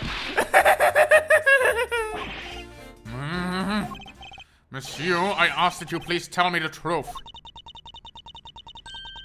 Ahem. I'll tell you everything I know. As you guessed, the one who reported the smuggling activities on the Amano group was my sister CCU. As I thought. And she was killed right before she was able to testify at the impending trial by Manny Kochin. But because he was tried once and acquitted, he has to live out the rest of his Kashi life completely carefree. Or because of a lack of evidence. No, I heard that the evidence to convict him did exist. What? I heard it from Mr. Faraday himself after Mr. Kochin's trial was over. Apparently a man in black made off with most important piece of evidence. Then the evidence had been tampered with. Isn't that just like a criminal to do something like that? The smuggling ring being run out of the Amano group by one of its secretaries. They bailed Mr. Kochin out. Turns out they were in league with each other all along. How big was that smuggling ring? How was it a large operation? I don't really know. Which is why I wanted to become a lead defense on this case that people are calling the second KG8 incident. But I haven't learned anything new at all. I was probably expecting too much, I know. You mean you think this case has nothing to do with the smuggling ring? I don't know what to think. Why did Mr. Kochin want to meet with you earlier? Actually, I came to watch the trial. Apparently he only found out that I was the defense lawyer on this case after he'd arrived. He figured that he should say hi, and one other thing. Looks like he couldn't resolve anything this time either. Too bad. What's that supposed to mean? Oh boy, stop it with that scary face already. I'm fine, really. Given a good slap across the face. When she talks about slapping him in the face as she laughs away, it's kind of creepy. Ahem. But it's just as Miss Bird says. It's not related to the double murder. I asked around and the people in the gallery claim he was there in the seat the entire time. Talk about cruel fate. Well, this is all I know. Sorry. I guess I wasn't much help, huh? It's not true. I'm sorry I made you recall such a painful time in your life. And Trev, you're really too serious for your own good. You really need to learn to relax. We wouldn't want to die of stress, would we? Thank you for the advice, but there's no need to worry. I work in my own way, and I will catch the criminal my own way as well. You'll see. Look at you with your game face all ready to go. No making such face. Don't you know, love is the best medicine, Edgeworth. Don't you get tired of making such a serious face all the time? I'm charged with making sure that all the criminals of the world are found guilty. I have no need for laughter. There you go, making that face again. Oh well. I've gotta get going. Still have a few loose ends I need to tie up.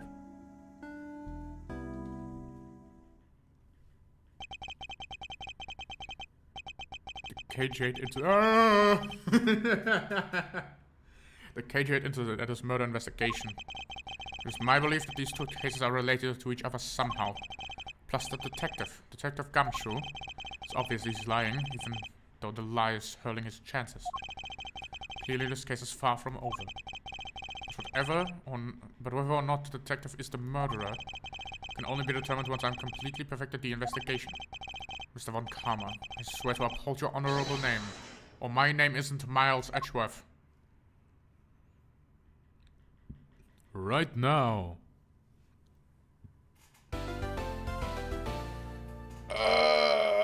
Stretching. Oh my god, everything hurts. How long have I been streaming this case? 1 hour and 30 minutes.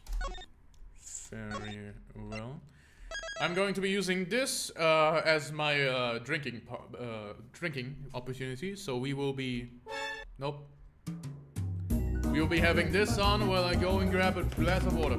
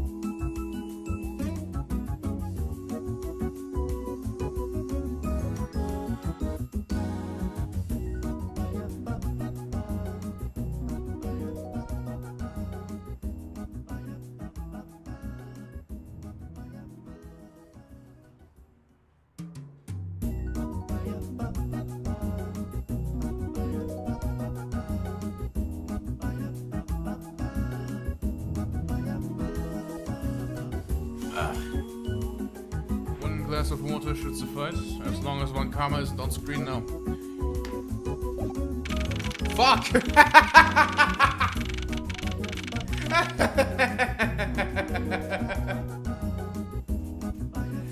September 10th. 4:45 p.m. District Court, 3rd floor lobby. Sir? What is to become of the trial into the Copedian Embassy staff member's murder? Indeed, since both the suspect and the prosecutor are now dead. The case will be dismissed. In other words, the trial ends here prematurely. Looks like you'll have to wait just a bit longer for your big debut. I suppose it can't be helped. The evidence for this trial will be transferred to you in a little while. So what do you think about the murder of the Copedian Embassy staff member? And the murders of Mr. Faraday and Mr. Rell? What an outrageous circus it has all become. Yet Faraday brought it all upon himself as his naivete. Outrageous circus, right, sir? I grow weary of this topic, Edgeworth. I'll have you assigned to a different case. Papa, you'll come and watch my courtroom debut next, won't you? I'll consider it. Sir, if I may, please allow me to continue with my investigation. Whatever for? I know that there's already a suspect in the murder of Mr. Faraday and Mr. Rell. However, there is not enough evidence to prove that it was he who committed the crime. I'd like to continue investigating in order to find the perfect proof of his guilt. The perfect proof? Don't make me laugh. A worthless person like you has no right to claim such a thing as perfection. Papa? Who do you think is the real culprit behind these murders? Miles and I, we are competing to see who can find the real killer first. Plus, being able to investigate a real crime scene is a really rare opportunity. It would give us a real experience, wouldn't you agree? If you want to investigate the case that much, then do as you wish. Then you're allowing us to continue?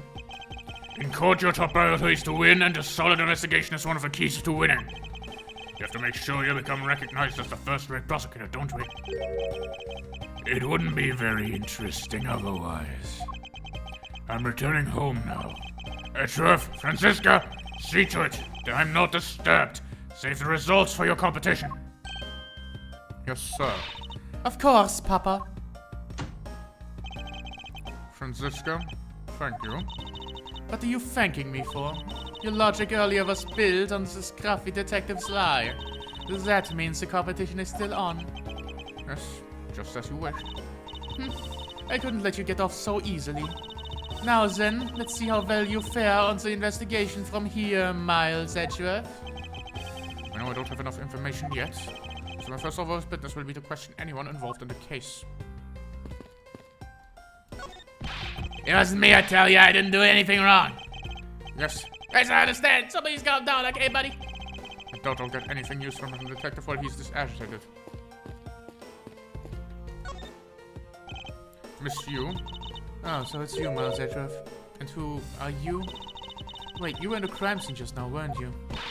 You should be disbarred for not knowing who I am. I am Francisca von Karma. I am about to become the successor to the family name. About to? I guess that means for now you're still just another kid. In which case, it's only natural that I didn't know who you are. Doctor, why are you whipping me? Anyway, it looks like you're planning to hold the evidence a bit longer. If that's the thing, I can't stand its waiting. I'm terribly sorry, but I have a few more questions to ask you. Look at you! I was scratching the lines in your forehead. To ask you. What's exactly so funny? Sorry, it's just bad dealing with a super serious atmosphere. Only you failed to teach you proper behavior at the crime scene and law school. I feel much better now. So what is it you want to talk about? I'd like to inquire as to where you were at the time of the murder. You were in the tent lobby number 1 the whole time until we heard the gunshot. And by we, I mean Mr. Bad. If you don't believe me, feel free to ask him yourself. You were Mr. Detective Bad. Why? Got a little something to discuss, that's all. So I take it you are acquaintances with Mr. Bad. Yeah, he was the detective in charge of the KG8 incident. Detective Bad is also related to that incident. That's right. He was the one who was supposed to protect my sister Cece. But you know how that turned out, don't you, Edgeworth? Miles Edgeworth, I have no idea what you two are talking about. I've heard of the KG8 incident from my papa. But how does this case relate to you, Miss Yu? The victim of the case, Cece Yu, was my little sister. You made that super serious face again. I'm fine, really. I just make it to the point where I have some assault on the woman with pride every time I see him. The way she talks about doing that as she laughs away is kind of creepy. Oh, speaking of Mr. Bat, he and Mr. Faraday. I'd say they meet up just about every single time the Yatagarasu made a move. It was practically given by the two that would meet up every one. It was practically a given that the two would meet up at every one of the crime scenes. I see. He did not mention that he's in charge of the Yatagarasu investigation earlier. Maybe I should ask him. Maybe I should ask her where she knows about the Yatagarasu in more detail. You claimed that at the time of the murder, you were with Mr. Detective Bad. But don't you lawyers usually discuss the trial with your clients during a recess? We do, and that's what I was planning to do, but Mr. Faraday was being rather threatening, and he dragged Mr. Rell away. After that, Mr. Bad came into defendant lobby number 1. And so we just stayed there and talked. And what did you talk with the Detective Bad about? Nothing interesting, I just insulted him some. Talked about how the trial was going, and then I insulted him some more. Was she not laughing him off, seemingly spews nothing but insults? Anyway, Mr. Detective Bad and I were in defendant lobby number 1 when the murder occurred. So I really can't tell you anything about the hallway or lobby number 2. I see. I'd like to ask you a few questions about your client, Mr. Macrell. Now, your client first claimed to be the Yatagarasu, is that correct? Yeah. Once I heard that it was the Yatagarasu that had made off with the evidence from KG8, I began to ask Mr. Rell all sorts of questions, but to no avail. Turns out Mr. Rell was not the Yatagarasu, he had just made that up. He made it up.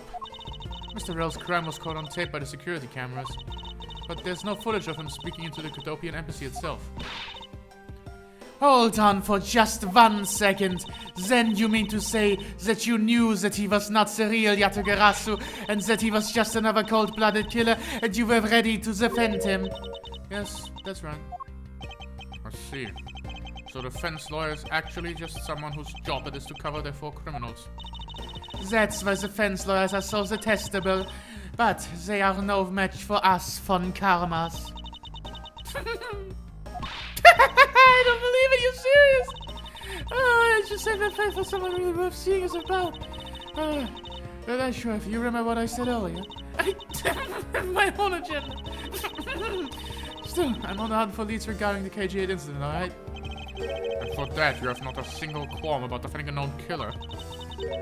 Don't put your words in my mouth. I said no such thing. The only way I had to get close to Mr. Rell was to be his lawyer. I had no intention of covering for him ever. So don't dare suggest I was going to. I'm sorry, forgive my rashness.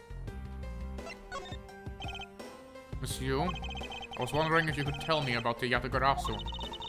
The Yatagarasu, huh? I don't really know much about the character myself. But I do get a lot of consultation requests from companies to defend him.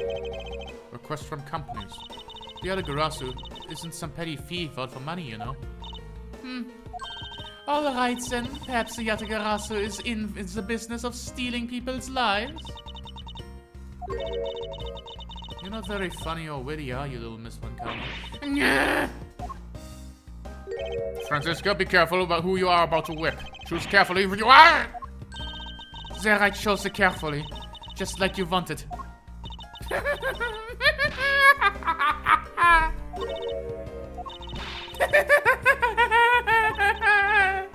This is no hilarious, little Missy. Of course it was. What's wrong with these 2 women? What does my pain give them delight? And so in the end, what was the Yatagarasu? I have to say, I have never heard of this thief when I was in Germany. The Yatagarasu deals in information. namely in digging out dirt about backroom dealings and like companies. The Yatagarasu is a vigilante who steals such info and then makes it out public for all to see. Vigilante or not, this person sounds like just another criminal to me. I suppose you could put it that way too. But either way, I get a lot more clients now thanks to that thief. Sounds like Miss Yu is profiting nicely. I suppose I've got all I can out of Miss Yu. Should move on and speak with Detective Gumshoe now. Detective Gumshoe? Hey, it's you, pal. You're here. Ouch! SMI. I don't think it was needed to whip him to let him know that. I didn't do it, pal. I swear on my honor as a detective. I didn't. Your words are useless. I place my trust only in evidence, Detective. Once the investigation is fully over, should we find out that you are the killer, there will be no mercy to be held for you. Have it hard, pal. You're not worried, right? After all, you have nothing to worry about if you really are innocent, that is. That's right. Hey, pal, you go and do your perfect investigation and get the real killer for me, would you? I would have done so if you had not requested me to, Detective. So you and Mr. Faraday had a small meeting last week, did you? What exactly did you do to make him so angry? I just asked Detective Bat the same thing myself, pal. Turns out he was mad because one of my very first day as a detective, I reported him in my usual post instead of the Criminal Affairs Department. By the time I got down to the Criminal Affairs, I was really late. And that's when he gave me that huge speech. I remember doing the exact same thing in elementary school. On the first day of school every year, I always wind up going to my old classroom. How pathetic for the detective to be comparable to a mere school child. You claim to be standing guard in front of the door into the lobby number 2 during the recess. However, when did you receive the order to do so, and from whom? Earlier around 3:30 from Detective Bat, pal. This trial took a real crazy turn, so I was told to make sure nothing happened to Mr. Faraday. And yet something did happen to him, correct? It looks like it was a total waste of manpower to assign you to guard duty. Yeah, that sting worse than your whip, pal. So it was Detective Bat who ordered him to stand guard, huh? Now then, Detective Gumshoe, is there anything else you'd like to tell me? Nope, not a thing, pal. In that case, allow us to take a look at what you are carrying in your personage. Hey, you can't do that. There's nothing of any particular value here. And my handcuffs and my badge are confiscated by the Detective Bat, so, you know. And what is that open envelope I see sticking out of your coat pocket? Hands off, pal. Just show it to us already. Yeah! Annual bonus check within $5 total. Except there's no check inside. You've had your luck. Now give it back, pal. It's my first bonus as a brand new detective. And I gotta cash it in today. There's literally no cash on me until I did, you know? So that was real special to me. I'll give it back. You don't need rubbish like that. Don't worry, we'll throw it away for you later. How could you?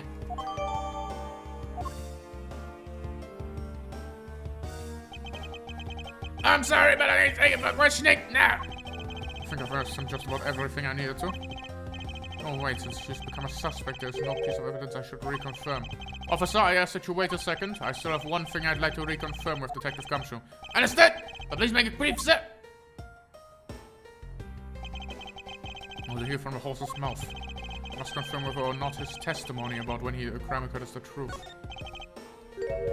I did not click on the bookshelf.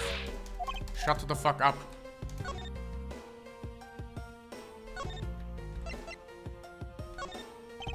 You told me earlier that you had no sound other than the gunshot in the hallway.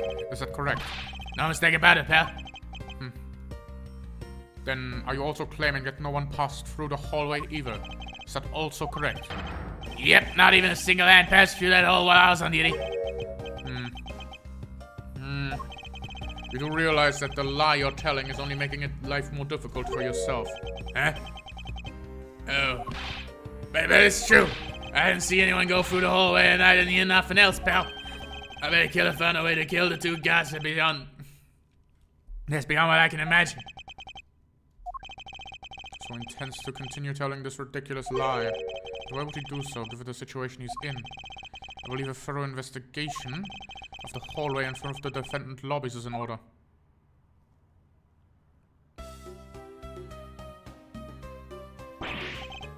Yeah, you.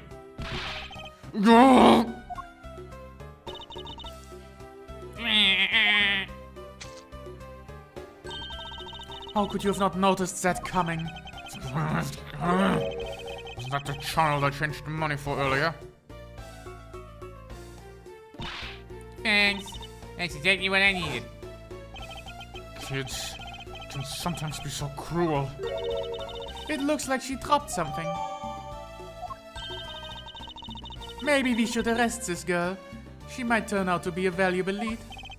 I believe some sort of punishment may need to be dealt with next time we meet.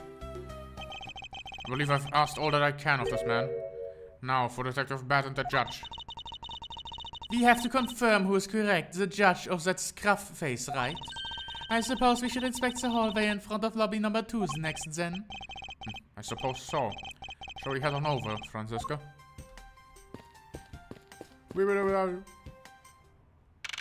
September 10th, District Court, hallway. So, did you see anything else? No, I don't think so. I see. Thanks for your cooperation. Oh, it's nothing. Just doing my duty as a defender of the law. That'll be all for now. I'll ask again if I have any other questions. Any time, Detective. Now, if you'll excuse me, I have a few loose ends I have to tie up. Oh, you're that new prosecutor Mr. Von Karma recommended, right? My name is Miles Edgeworth, Your Honor.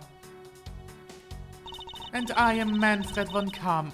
And I am Manfred von Karma's daughter, Franziska von Karma.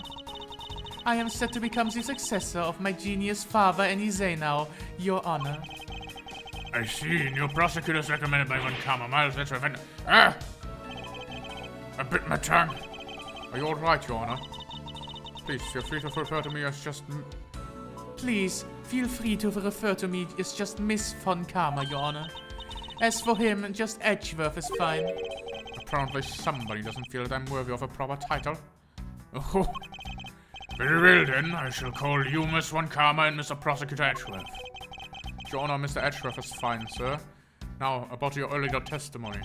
Yes, what about it, Mr. Edgeworth? I would like to ask you a few questions about what exactly you saw. All right. After all, it's my duty to clarify the testimony as a defender of the law. I greatly appreciate your cooperation, Your Honor. Now, the first thing I will need to do is figure out that detective's exact movement. Begin investigation. Hallway.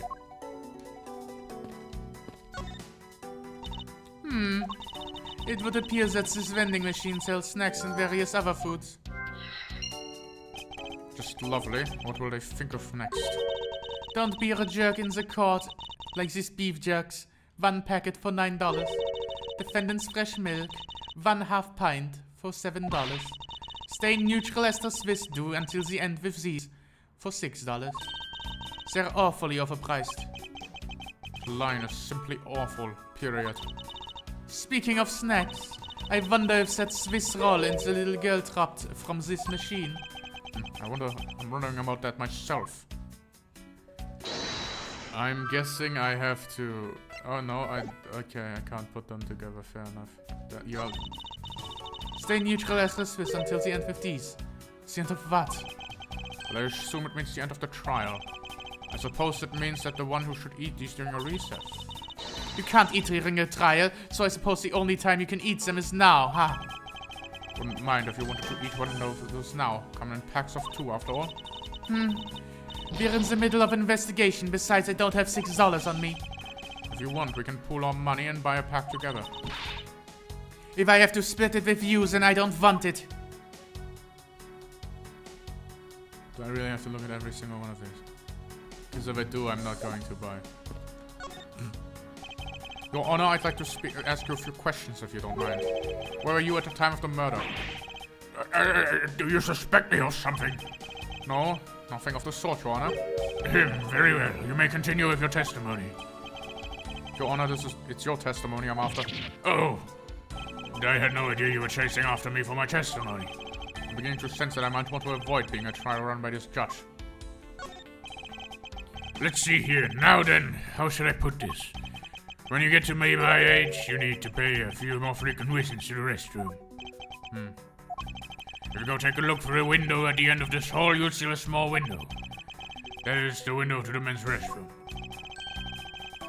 In other words, you can see clearly this hallway was made for the men's restroom. When I was going to the restroom, that defendant Gumshoe, is it? Well, he was standing in front of the vending machines buying something from it. However, and this I couldn't believe when I was about to exit the restroom, there was no soul in the hallway anymore. Your Honor, if you could please calm down and explain it to me rationally. Oh, I'm really sorry. Please let me regain my composure. It was really suspicious, that's what firmly honed my Johnson's intuition said. Although, well, until the murders occurred, I sort of brushed it off. Apparently this just doesn't understand the concept of staying calm. That's probably all I'm going to find out from His Honor. Mr. Edgeworth, may I return to my other duties now? Yes, I'm sorry to have held you up. Thank you for your cooperation, Your Honor. Anytime, Mr. Edgeworth, anytime. The judges in this country seem rather friendly. Yes, it's not a little wishy-washy. However, I hear that they are known to hand down very fair verdicts. Is that so? Detective Bat, I have something I wish to inquire about. Hey, how about doing some actual work, you... I wish to inquire into Detective Gumshoe's movements during the recess. You're getting in the way of the investigation. I have an order from Mr. Von Karma himself. Plus, I still hold the investigative authority. So I hear you were the one who called for Mr. Detective Gumshoe to come down here. Faraday, that guy is just accused, you know. I just knew something was gonna happen. My detective instincts told me. A lot of good it did to you. A lot of good it did you. You can't even protect one lone prosecutor with it. Hold it! Franziska, I think you need to apologize. Entschuldigung. I'm terribly sorry, Detective Bat. Please continue.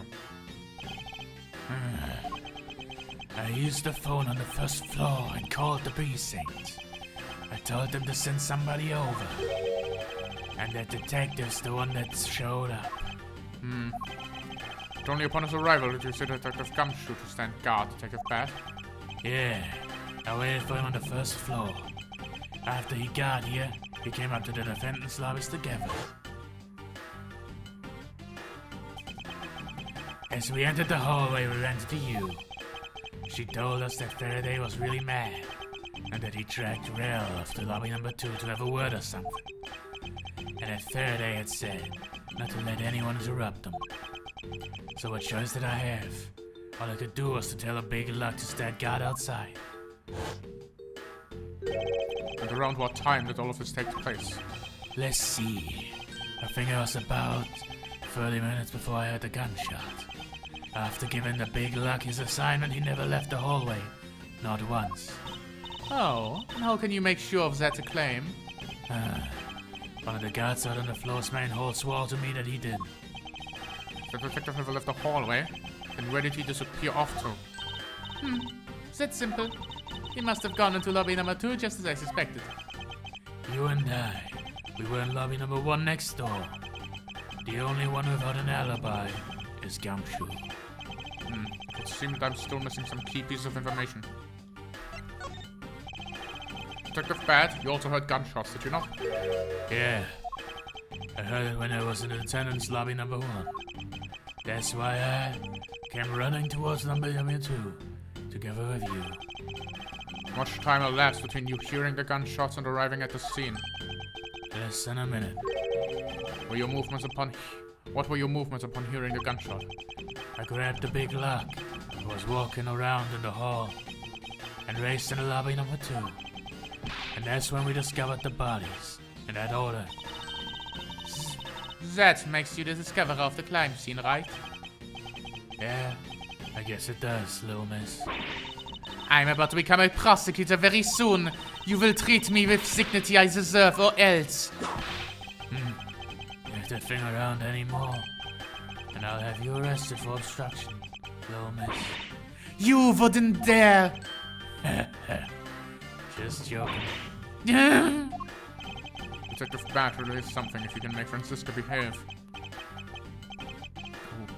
Are we about done? If there's anything else I should ask him about. My arms hurt. My back hurts. Oh, I shouldn't wake up and do these immediately. Doesn't matter though. Oh my god, I am getting woozy. What the fuck? I stretched so hard, I stretched my brain. What the fuck was that? Okay. No, the time you had the gunshot. Place you had the gunshot. I already know. Situation around the gunshot. I'd like to know a little more about the circumstances under which you had the gunshot. Like I said, I was in lobby number 1 with you. I have nothing else to add. This testimony certainly corresponds with that, what Miss Yu said. Miles, you already asked him about that, remember? I suppose I should ask about something else. I'd like for you to tell me the exact time you had the gunshot. It was around the end of the recess, and the trial was about to start again, I think. He was supposed to make time for himself to transfer the evidence he was holding. But I had the sense he wasn't gonna show for the handoff. So I figured I should go get him, or he'd be late. Just as I thought there, bang, sound of a gunshot hit my eardrums. So you had the gunshot right before the trial was about to restart, huh? Are we done here? I don't have any time to waste. Oh, come on. All you're doing is standing in front of the door, doing nothing.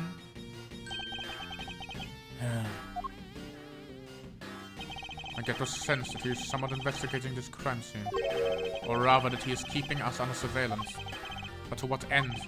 Detective Bat, may I ask why? May I ask you that you cooperate with us for just a bit longer?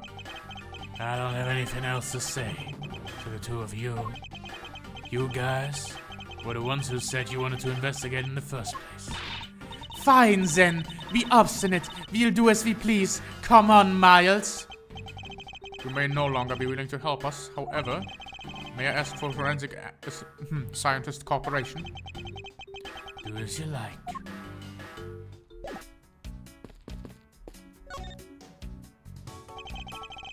And shut the fuck up, Miles. So that window on the other side belongs to the men's restroom. I can't see it. At your height, I'm not surprised. I guess short people have feelings too.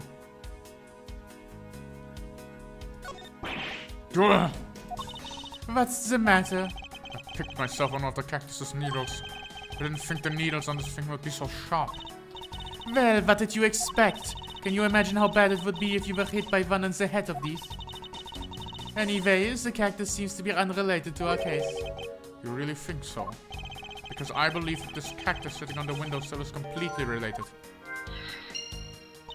Oh, well then, I look forward to your explanation on how exactly it is related.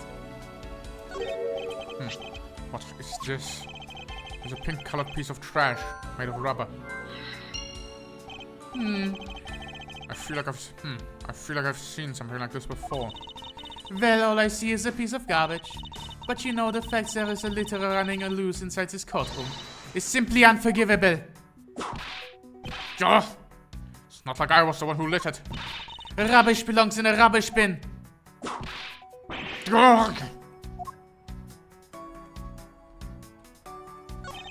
The ants are hard at work carrying the food home. It's a marvel that they can pick up something so comparatively large object with its size. Well, if you want to carry the mighty one common name, then, and not be squished under it, you'd better work extra hard, just like these ants. The same goes for you, Francisca. The dirt on this bench, it smells like some sort of sweet substance. I can't believe there is someone going around dirtying the courthouse. For shame. Calm down, Francisca. Now's a good look. Doesn't the smudge look like some handprint to you? I suppose it could be. This means that perhaps we can lift the prints of the person who has sullied the bench. I see, and then we'll know or identify the mystery slob. You there, the lab technician? Could you please find out whose fingerprints belong to you? Who these fingerprints belong to? Sir, yes, sir! I got the result of the fingerprints analysis, sir. And do you know who they belong to? Sir, the fingerprints belong to Detective Gumshoe. Oh, interesting. Good work, officer.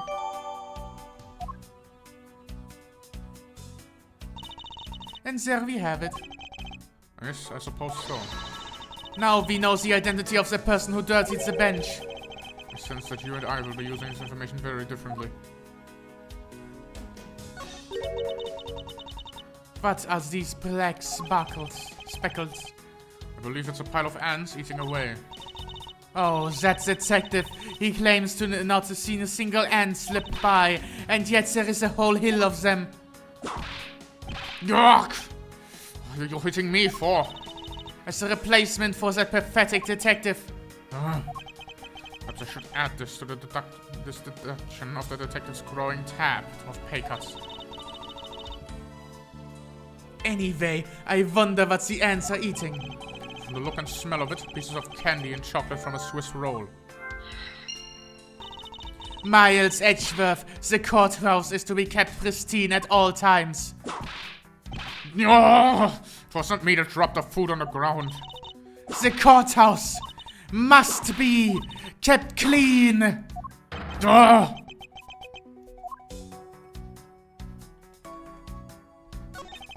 Ants are pouring out of a hole in the bench as well. I wonder if the inside of the bench consists of nothing but ants. Don't you dare continue with that gross line of thought. Oh, sorry. I think I have everything here.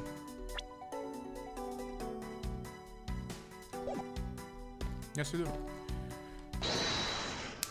Time to do a deduction. Well, for you see, if the Swiss roll grams are there, then they must have come from the vending machine. These bits of chocolate and cake, could they not have come from a Swiss roll? A Swiss roll? Why would the courthouse sell things like that? It may not seem like the right venue, however it is being sold right over there. The vending machine. Ah, I see. Stay neutral as the Swiss do until the end with these. For only $6. Two for $6, talk about expensive. Given the fact that it's the only expensive side aside, the fact that the cake crumbs and the chocolate bits were found in this hallway suggests that they came from a Swiss roll that was purchased from this machine. I think I have a pretty clear picture of what happened here now. Naturally. After all, I'm here, aren't I? Detective Gumshoe must have sat at this bench and ate a Swiss roll. And as he ate, he dropped it on the floor and sullied the bench. Ah, how could he not have cleaned up after himself? How utterly despicable. Don't you dare with me again. It wasn't I who made the mess in the first place. Anyway, if it was indeed Detective Gumshoe who brought the Swiss roll, it creates a rather interesting contradiction of facts. A contradiction? Where?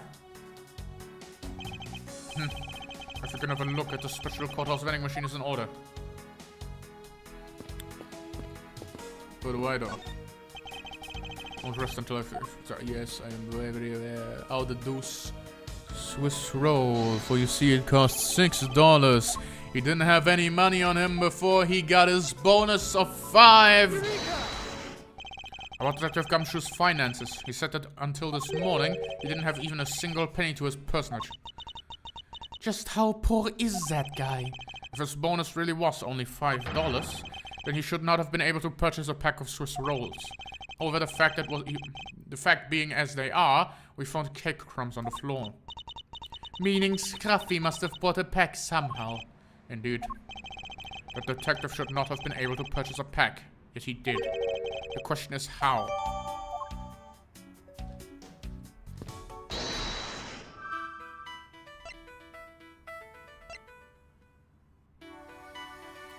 pink piece of trip.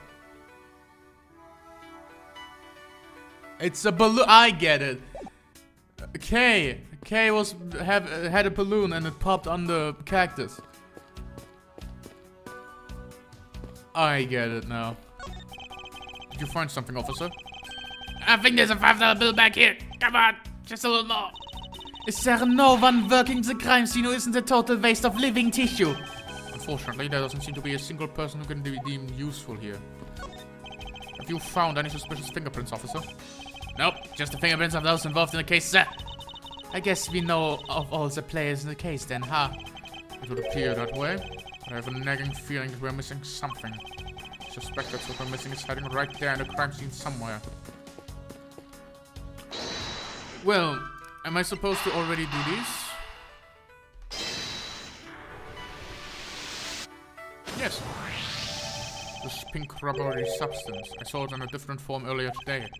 I believe this is a piece of a popped balloon. I suppose that's possible. The balloon probably got a little too close to our friend and the windowsill cactus. That would be the logical conclusion, jawohl. Investigation complete.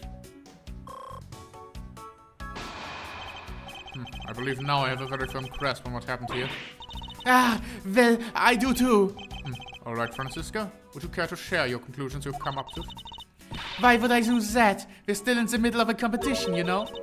We should be checking to see if your conclusions are wrong first, so you go ahead. It's almost cute that she's going this far to ensure that she wins. Almost. Very well, but first we need to pay His Honor a visit to correct his testimony. September 10th, 5:15 a.m. District Court, p.m. Number 3. Courtroom number 3. Your Honor, if I may, I'd like to test your witness testimony to see how it stands up. Do you doubt me? Am I your new suspect?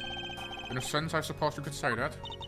Even you, a judge, are nothing but a common witness before a Von Karma. Silence in the courtroom, silence, I say. Mr. New Prosecutor recommended by Von Karma to change the prosecutor. You put your tongue again, didn't you? As a defender of the law, I could never give false testimony. But you can even place me under oath if you want. Very well then, your testimony if you please. What I saw at recess. During the recess, I went to the restroom. There's a window in the hallway side, and otherwise I could see into the hallway.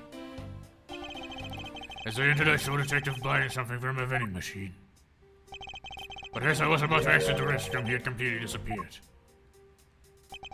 The detective that goes missing while on duty. That sounds mighty suspicious to me. Your Honor, can you please try to remain calm? I'm so used to simply listening to testimonies that I got caught up in the excitement. I'm sorry, Your Honor, but I'm afraid I'm going to have to spoil your fun now. Rebuttal! Went to the restroom. There's a window on the hallway side. Okay, went to the restroom. Hold it! Your Honor, why exactly did you pay a visit to the restroom, if I may ask? Oh, well, isn't it obvious? What else do you go to the restroom for? Well, maybe I knew it. You suspect me of doing some sort of tomfoolery, don't you? Oh, please stay calm, Your Honor. It's going to be much harder than I anticipated. I'm sorry. You're right. I need to think things through with a level head. I'm just nervous because so much has happened today with this trial. Let's see, I announced the recess at a time for us to reconvene. But having done all that, I wasn't able to go for the restroom right away. And why couldn't you? Mr. Faraday had been accused, so I had paperwork to process regarding the new prosecutor. Once I had finished that, I was finally able to make a mad dash to the restroom. At least he stayed consistent on the going to the restroom part of his testimony.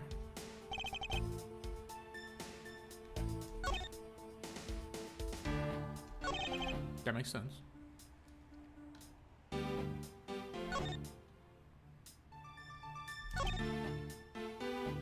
So we exited the restroom, he had completely disappeared. Hold it! Disappeared, but Your Honor didn't you just say I saw the detective buying something from the vending machines? Well, yes, I did. The restroom window looks over to the courtyard and right into the hallway. But as I was about to exit, I turned over look and there was no one in sight. That led me to the only solution to this mystery. The detective must have gone into the crime scene, not be able to do at that point. So he looked into the hallway from the restroom over to the courtyard, did he? The detective that goes missing while on duty. That sounds pretty suspicious to me. Hold it! Your Honor, I ask that you please remain calm. No, I'm perfectly calm. You're being anything but perfectly calm. It appears that His Honor could not have been mistaken in what he saw. I suppose so, given his line of sight. However, Francisca, how do you suppose our lines of sight are different? If you are referring to my height. Can't you hold that word still for just 1 second? Now about His Honor's testimony. I believe his line of sight is the important factor. If that's important, why don't you hurry up and tell him already? I will, but there's one more thing I need to do if I'm correct His Honor's testimony. I'm going to retrace the Detective Gumshoe's movements. Hold it! Are you sure that the person you witnessed was Detective Gumshoe, Your Honor? Yes, I am absolutely sure. It's hard to miss someone of a statue, even from far away off the restroom. Besides, I can't think of anyone else with that kind of hairstyle and big, beige coat. Well, I was simply wondering if you were mistaken in what you saw. What? Preposterous! My eyes are as sharp as can be, ready to see through lies and truth. Although recently, things do seem to get a bit fuzzier than they used to be. Clearly, his eyes are not the only thing that needs to have gone fuzzy. But allow me to say with all your honor and dignity of a judge, I am not mistaken in what I saw.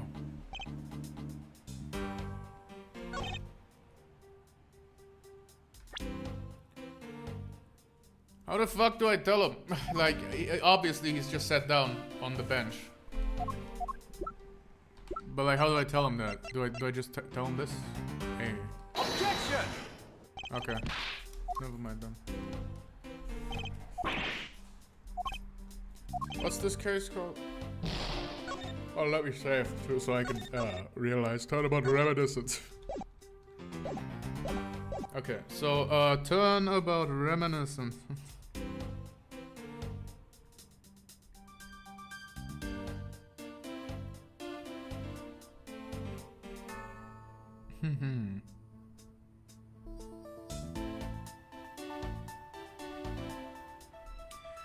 So we are currently...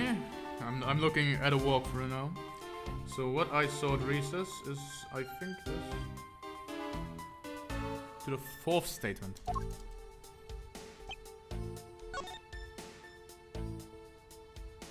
Well, I chose the wrong statement, but it is the... Objection! What's that finger wag for, Mr. Edgeworth? And don't you know it's rude to shout objection while someone is giving testimony? Huh. If you truly are a man of law, then you must always be vigilant. For example, I never let an opportunity to shout objection pass me by. Miles Edgeworth, it's one thing to be passionate about your job, but this is real life. It's what some people may say is a pot calling the kettle black. Your Honor, if I wonder if it may take a look at this for me. What's that filth? How dare someone dirty the hallway bench like that? Who is the culprit? That party hereby be found guilty of uncleanliness. You must know the uncouth bench sullier has already been placed under arrest thanks to your earlier testimony, Your Honor. Oh? Well, that's good, but who was it? We are able to discover something from the smudge on the bench, namely Detective Gumshoe's fingerprints. Not happy with committing just murder yet to go and dirty the courthouse too? Guilty! Your Honor, please calm down.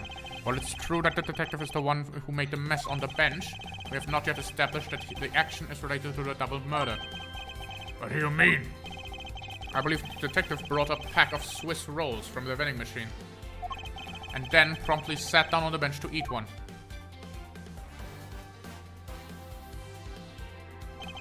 The cake crumbles and the pieces of chocolate on the floor under the bench. And Detective Gumshoe's fingerprints prove my conclusion to be true.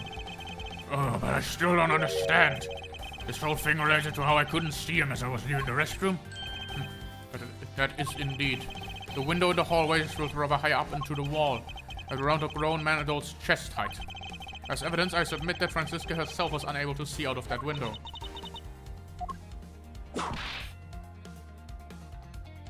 No! I knew I shouldn't have used the height as evidence.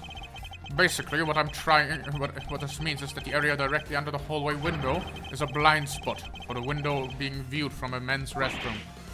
Then, it seems that you have made the connection. Okay, out of character for a moment here. Who the fuck put the window there? Like, huh? But the window looks at nothing. Like a legit nothing except the men's restroom. Who the fuck designs a building like that? That's stupid. Alright, sure. If someone were to sit on the bench under the window, even someone as large as Detective Gumshoe would effectively disappear from sight. What? You'll finally see, Your Honor. Your testimony has just proven that Detective Gumshoe was in the hallway the entire time. Yeah, sorry. I didn't mean to say it with that much enthusiasm. All I wanted to do was try saying it once. Here, let me try it again. Hold it! Is there something of value you'd like to say? Yes, actually there is. I remembered something else just now. Mr. Edgeworth, please allow me to testify to the court one more time. Even if we overruled him, he would just keep on talking, wouldn't he? That might not be a bad thing. The more info, the better in a perfect investigation, right? What I saw about too. I suppose it's possible that you can't see the seated person from a restroom window. However, that doesn't mean that Detective Gumshoe was sitting there when I looked. Anyway, I forgot to testify earlier about probably the most important detail. As I was leaving the restroom, I heard a loud bang of a gunshot. Now what's that? What's the testimony one of the judge's crimes for court? Your Honor, could you try to state the important facts first next time? I agree. Before you go around judging others, you should learn to judge your own words. Yeah, I'm sorry. Honestly, I thought that sound was just a noise pop until just now. Now that he mentions it, right before we restarted the trial, he did talk about that. Oh, by the way, just as someone's celebrating a birthday during the recess, I could have sworn I heard a popper going off. Come to think of it, the other day with my grandson. The most critical point in this argument is when the judge looked into the hallway, and whether that lines up with when the gun was actually fired. Your Honor, if I may, I'd like to clarify a few details on your testimony. Rebuttal! As long as possible, doesn't mean that you're sitting there. Hold it! As we established, you went to the restroom during the recess. However, at what point in the recess did you look at the hallway? After I called for a recess, I handed a change of prosecutor paper. Maybe about 20 minutes until we reconvened. Yes, that sounds about right. Just a thought. Just as I expected. But what were you expecting? And I demand to know what our all-knowing smile is for. Your Honor, that statement you made just now was very important. I'd like for you to append it in your testimony. All right, if you insist. Let's see, I looked into the hallway about 20 minutes before we were looking to reconvene. But that doesn't make sense, because if you heard a pop... The gunshot was fired not there. Where's the thing, where's the time frame of the gunshot? Is it in the notes?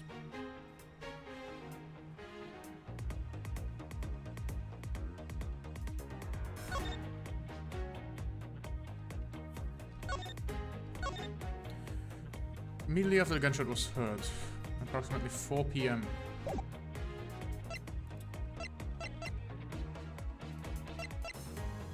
Objection! Okay. Guess he didn't state the time.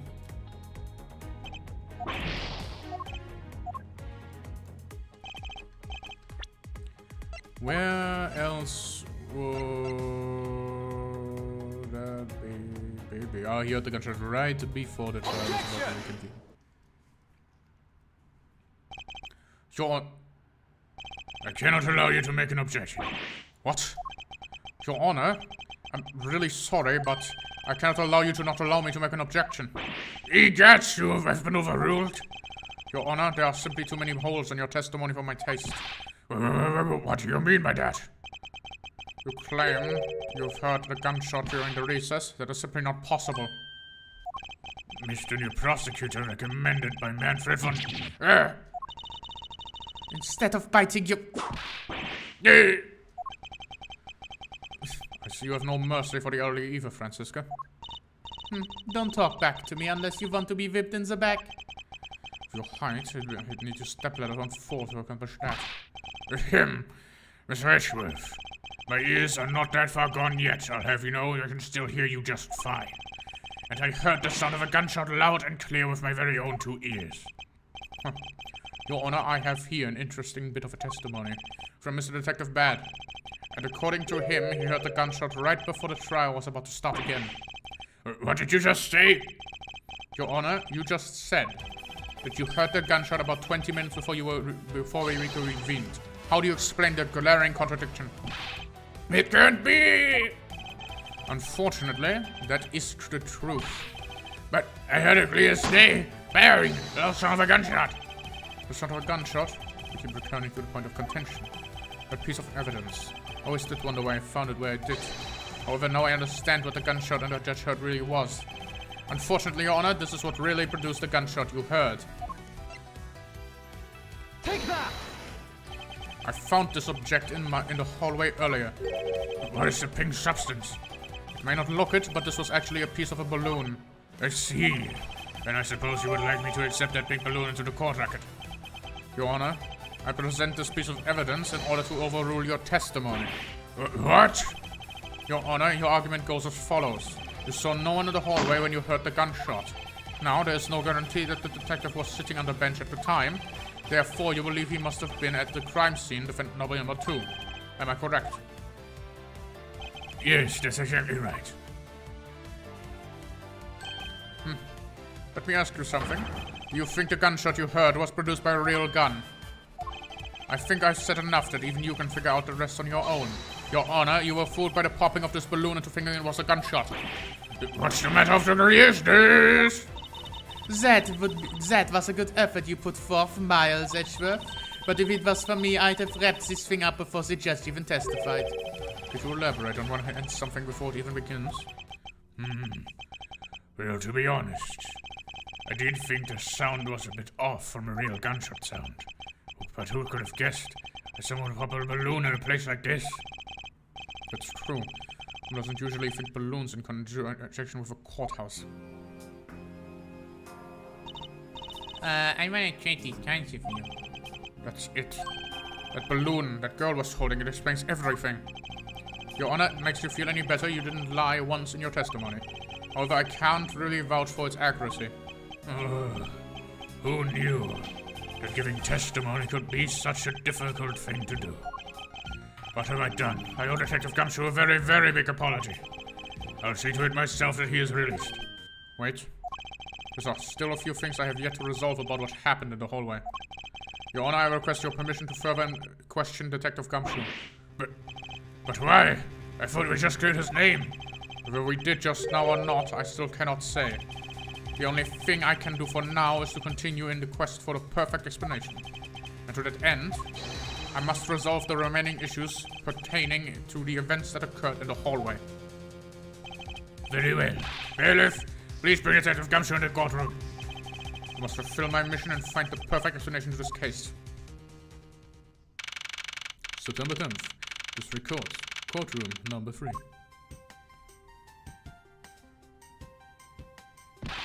What is it now? Is it my time for the trial already? I've already told you a gazillion times, but I didn't do it. I'll be the judge of that, Detective Gumshoe. No, you won't. I will be the judge of that. No.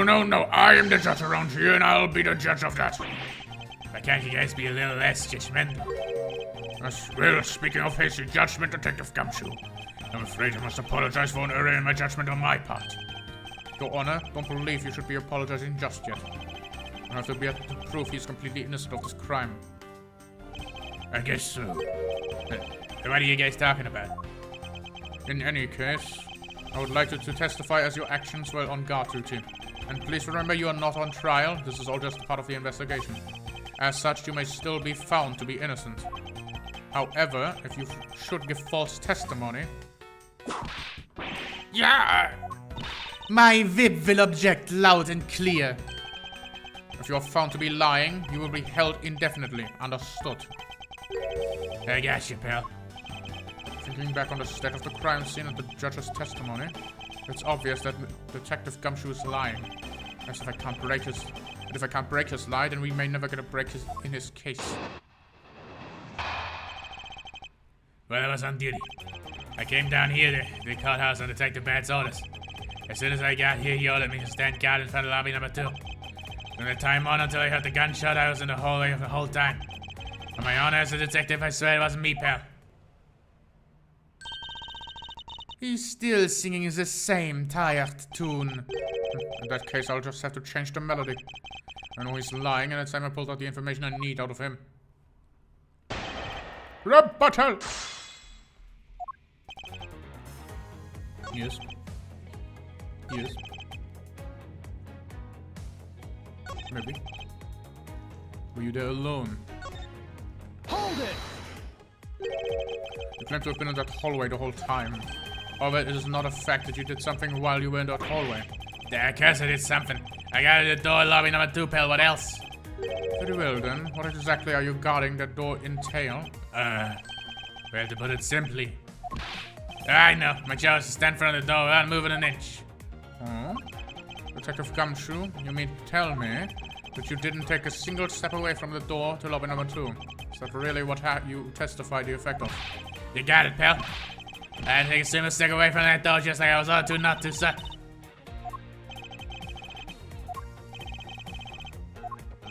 But why is everyone so quiet all of a sudden? Because we're all in shock and in awe of the other's stupidity. Scruffy, if you're going to lie, at least make it a more believable one. Yeah, I'm not lying. I should hurry up and bring this insipid testimony to a close. I didn't take a single step away.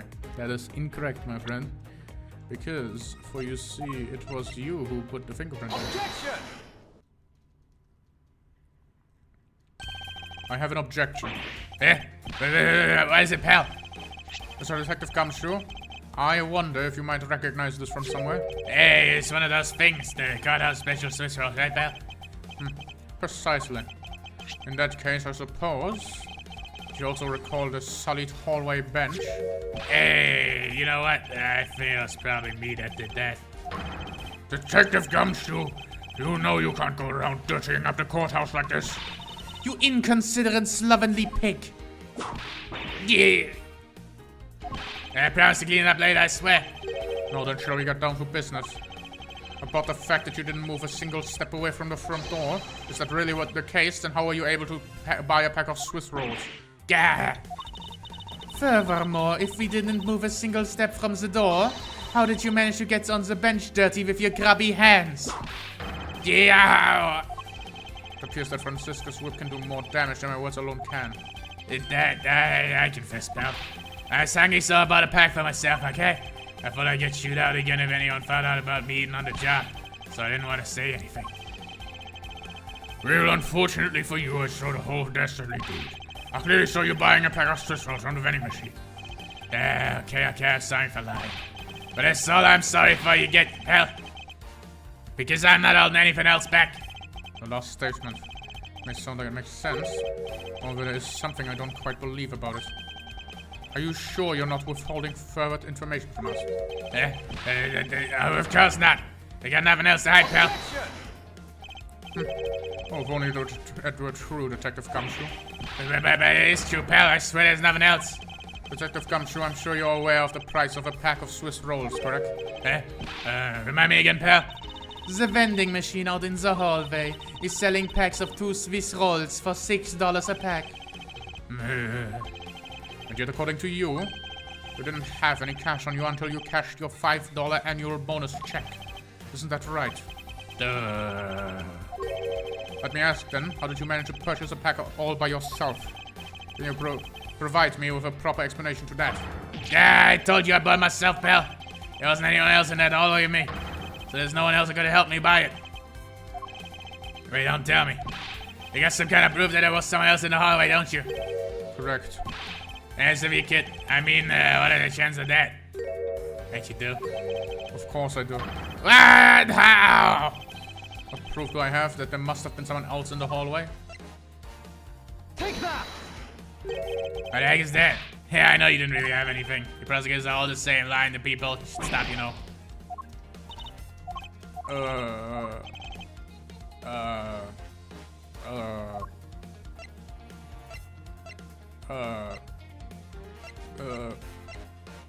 Take that! Hey, you shoved that. Hey, you showed that with me 2 seconds ago, pal. I think you're under the mistaken impression that I brought this pack of Swiss rolls. Wait, you didn't buy it. You must have stolen it, you thief. I would never do such a thing. Yeah, all you liars are the same. You start out as thieves. You're under arrest, pal. I believe you meant to assert that all thieves start out as liars. And in that case, what does that say about you, detective? You. This particular Swiss roll was dropped by a certain someone. Oh. And there were 2 rolls in this package. You ate one of them. But then you gave the other to a certain other person, didn't you? No, wait, pal. You got it all wrong. I ate both of them.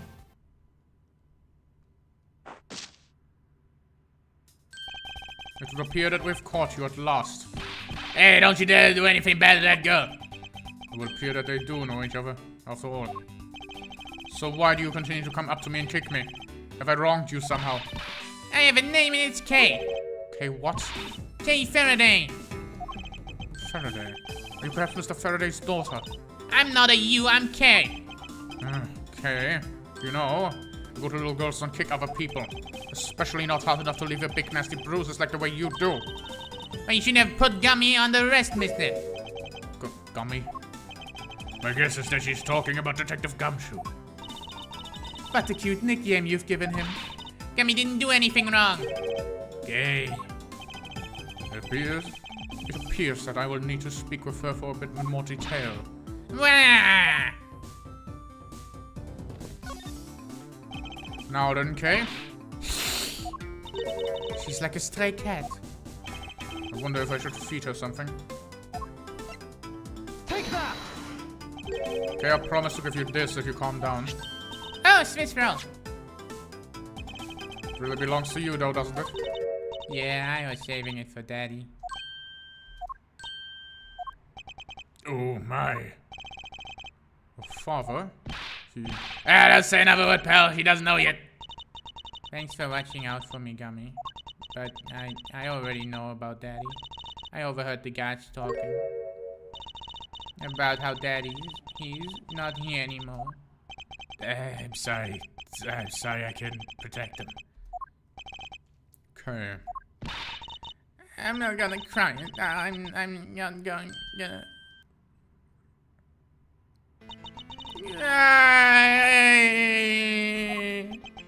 It's alright, let it all out. My father just passed away after all.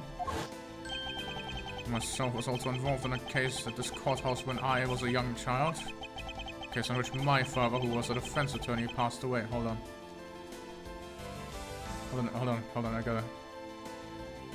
I gotta prepare something. This is gonna take a little bit, but it's worth it.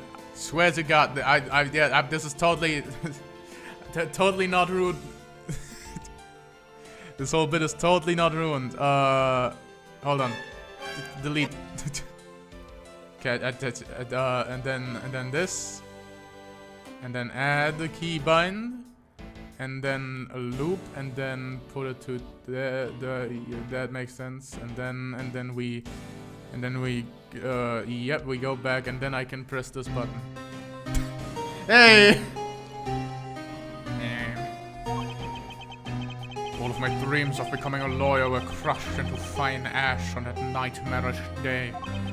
Even now, the wound festers deep in the depths of my soul. Ever since that incident, I've dedicated myself to locking away every criminal I can. And now, to have this happen right in front of me. This child feels certain shared fate, a common bond between us. Miles Edgeworth, what sort of gentleman are you? Are you just going to stand there and watch a lady cry? Oh, you're right. Sorry about that. Okay, here, how about you use this handkerchief here and dry your eyes a little?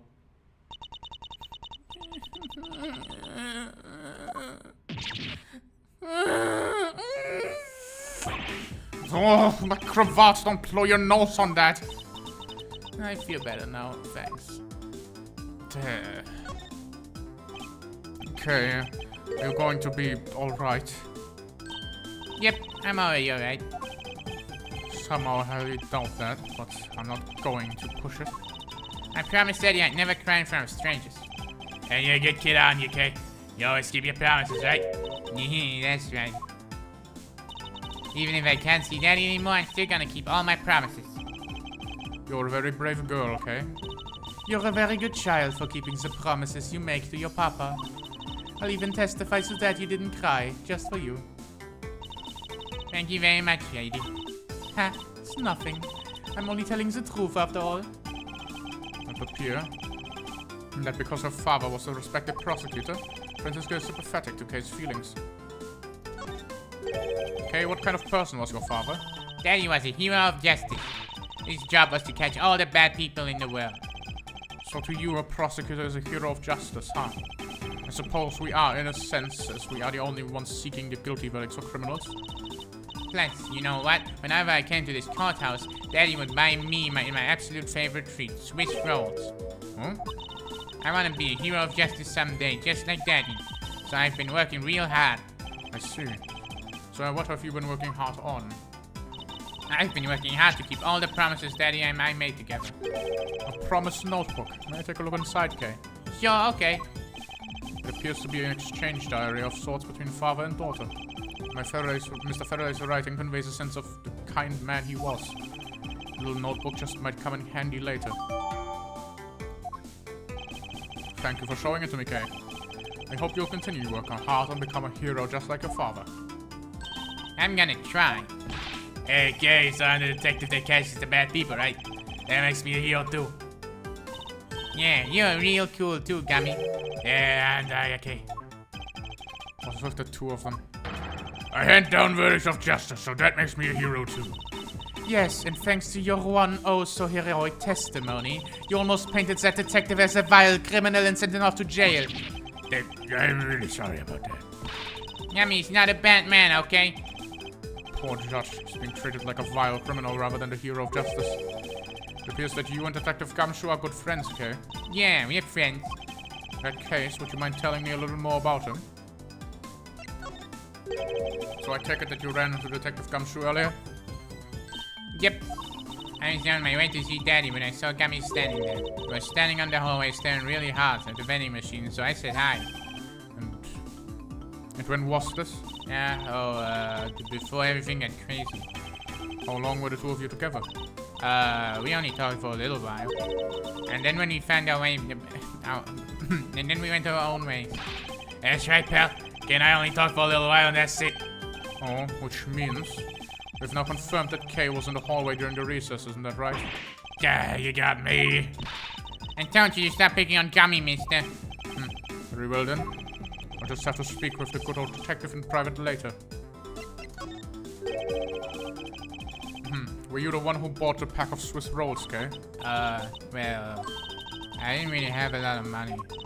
And I somehow made $1 out of all the pennies and quarters I had. And it still wasn't enough. I really wanted one. To think of it, she did come and ask me for an exchange of a handful for $1. And that's when you came and asked me to change your money, correct? Yeah, thanks a bunch for doing that, mister. Sure. But let me ask you, even with that $1, you still didn't have enough, correct? That's fine. Hey, if you bully Kay anymore, I'm gonna have to arrest you, pal. Need I remind you that you're the one under arrest? Yeah. I sense that Kay is going to be less than forthcoming with the question. Sorry about your raffle, you thing. This will now is positively drenching your nostril mucus. Don't worry, Kay, I have a spare. So here, you can have this one.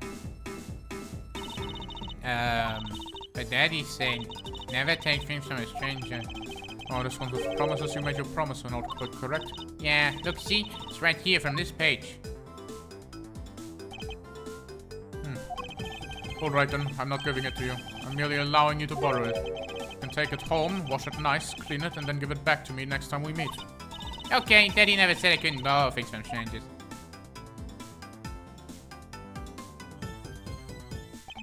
Now then, Detective Gumshoe.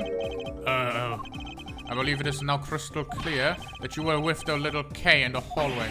Yeah, I told you to stop being mean to Gummy. Miles Edgeworth, there is still something you have yet to resolve. Beg your pardon? You still haven't offered an explanation for why the man would lie to us. That's, well... Gummy, don't tell me you lied for my sake. Hey, don't worry about it, kid. Everyone's gonna be okay. So that's why. So, what's that detective's motive for lying? If you can't explain that, then don't call this a perfect investigation. The reason for lying is very simple. Was? Here is what I believe to be his reason. From the simple observation, the detective's actions and his interactions with Kay, it's obvious the detective was lying to be a young girl's sake.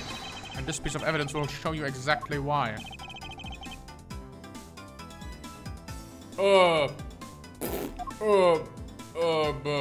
That's a good question.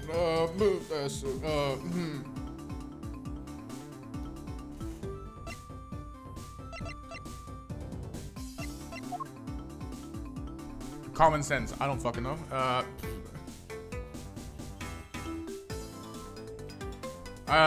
What? Me when I don't know.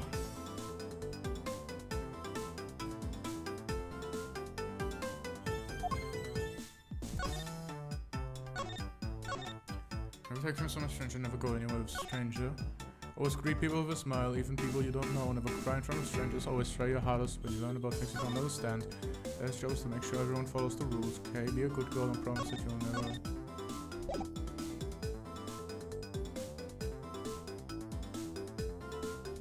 Hold on a second here.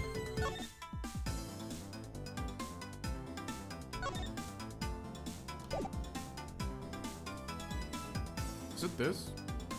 Take that! Mr. Faraday. Oh, yep, it is. Okay.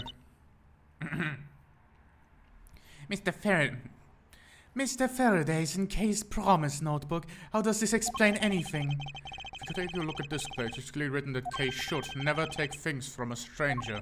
When Detective Gumshoe heard about that promise, he tried to cover for Kay. What a foolishly foolish fool's fool of a foolish reason for a fool! Yeah. Gummy, you lied because of me, didn't you? I guess I'm your friend, Kay. That's why. Gummy. At long last, Detective Gumshoe, can you please tell me the whole truth now? Guess there's no beating you, huh, pal? Okay, I'll spill the goods. I'd been standing guard for a while. I was getting real hungry, and the snack vending machine was taunting me. But all the cash you had on you was $5, and that wasn't enough to buy anything, right? After all, the cheapest item on that machine is a $6 pack of Swiss rolls. Yeah, but then like an angel from heaven, Kay showed up. I was thinking about sharing a snack with Daddy, so I wanted to buy a Swiss roll, but I only had $1 in my coins. So we pulled my $5 and that $1 together, and bought a pack of Swiss rolls together. And I was worried about breaking one of them promises. And then Gummy said, Mr. Faraday's the one scary guy when he gets mad. But don't worry, you won't get in trouble if I don't tell, right? Besides, he bought it with me. So he didn't really get it from me, you know? He told me it'd be okay. And then he gave me a whole roll and safe, and then gave me to give to Daddy. Who knew that Scruffy could be so considerate? Indeed. Detective, I take it that you sat down on the bench and ate the rolls together? Yeah, he split the other roll and ate it right then and there. The sweet taste of that cake's chocolate. I'll never forget it as long as I live, pal. Anyway. Okay, I believe this also belongs to you. No, that's from the balloon I popped. It's bad manners to leave the garbage lying around, Kay. I'm sorry. Well, I guess I can't blame you for not throwing this one piece away. It was sitting high up on the windowsill where you couldn't see it. So just this one, I forgive you. But the balloon. I wanted to surprise Gummy a little, so I popped it on purpose. And because of me, Gummy dropped his half on the Swiss roll. I really got me there, pal. So I thought maybe I should give Gummy this other role. And then I saw you picking on Gummy, mister. So you kicked me, is that it? You sure are a feisty one. I'm really sorry, mister. It's alright, I'm perfectly unharmed. About this wrist roll, wouldn't it be alright with you if I held onto it until Detective Gumshoe is cleared of all charges and free to go? Yeah, sure. Just make sure you give it to Gummy afterwards, okay? Of course, I promise. Now then, I believe that we have proven beyond a shadow of a doubt that Detective Gumshoe was in the hallway for the entire duration of his duty. Which undeniably proves that Detective Gumshoe could not have committed the double murders. Objection! Actually, it proves the opposite, Mr. Edgeworth. You've just shown that Detective Gumshoe is the only one who could have committed the crime. What do you mean? It's quite rude to eavesdrop, Miss Yu.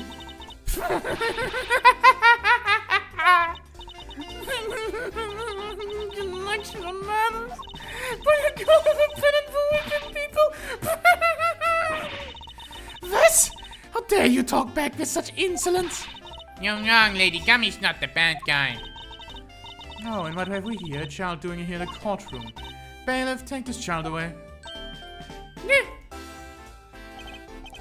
Miss Callisto, you, that girl is Miss Faraday's. I know. So what? I think I'm just gonna... Just because she's the victim's daughter, she gets to just run around all around the crime scene? I think it's actually quite dangerous for her, so to speak. Nothing of getting underfoot. I suppose you're right. However, As long as we're in an agreement to the point, on that point, let's get back to the real issue at hand. Now then, detective, you were in front of the door or lobby number 2 the entire time, correct? Yeah, but... You see, isn't it obvious that it could have only been the detective? He's the only person who could have gone into lobby number 2 at the time of the murders. ugh, I have no counter-argument to that. Don't worry, I've already put the necessary paperwork for a formal arrest. The investigation is far from over. Oh, that's right. I was going to speak to you about that. Don't think it's reckless to talk to a suspect out in the open without a guard. Suppose it is. Well, as someone with more experience in law than you, allow me to share something. Always keep a good eye on a criminal, or you may regret what comes of your negligence. Miles. Miles, I can't believe you're letting this woman lecture you like that. This is unforgivable as a disciple of fun karma. Down, Tiger. Now then, I'll be looking forward to the result of your investigation. So we're back to square one. Actually, this is our last chance. I can tell if we fail to solve this case, Detective Gumshoe will be formally charged under all of circumstantial evidence. This investigation is not over yet. There's still one location we've yet to inspect. It's where Detective Bad and Miss Yu were at the time of the crime, lobby number 1. And it is actually... next time. It is to be continued next time because everything hurts. I wanted to do one case per stream, and yesterday's stream was 4 hours long because I did it that way. But I don't feel up for it today. So this is going to be the end for today. And just save. I'm pretty sure I already did, but you can't go wrong saving twice. And we are going to go ahead and press Alt F4. Hey, nice drop.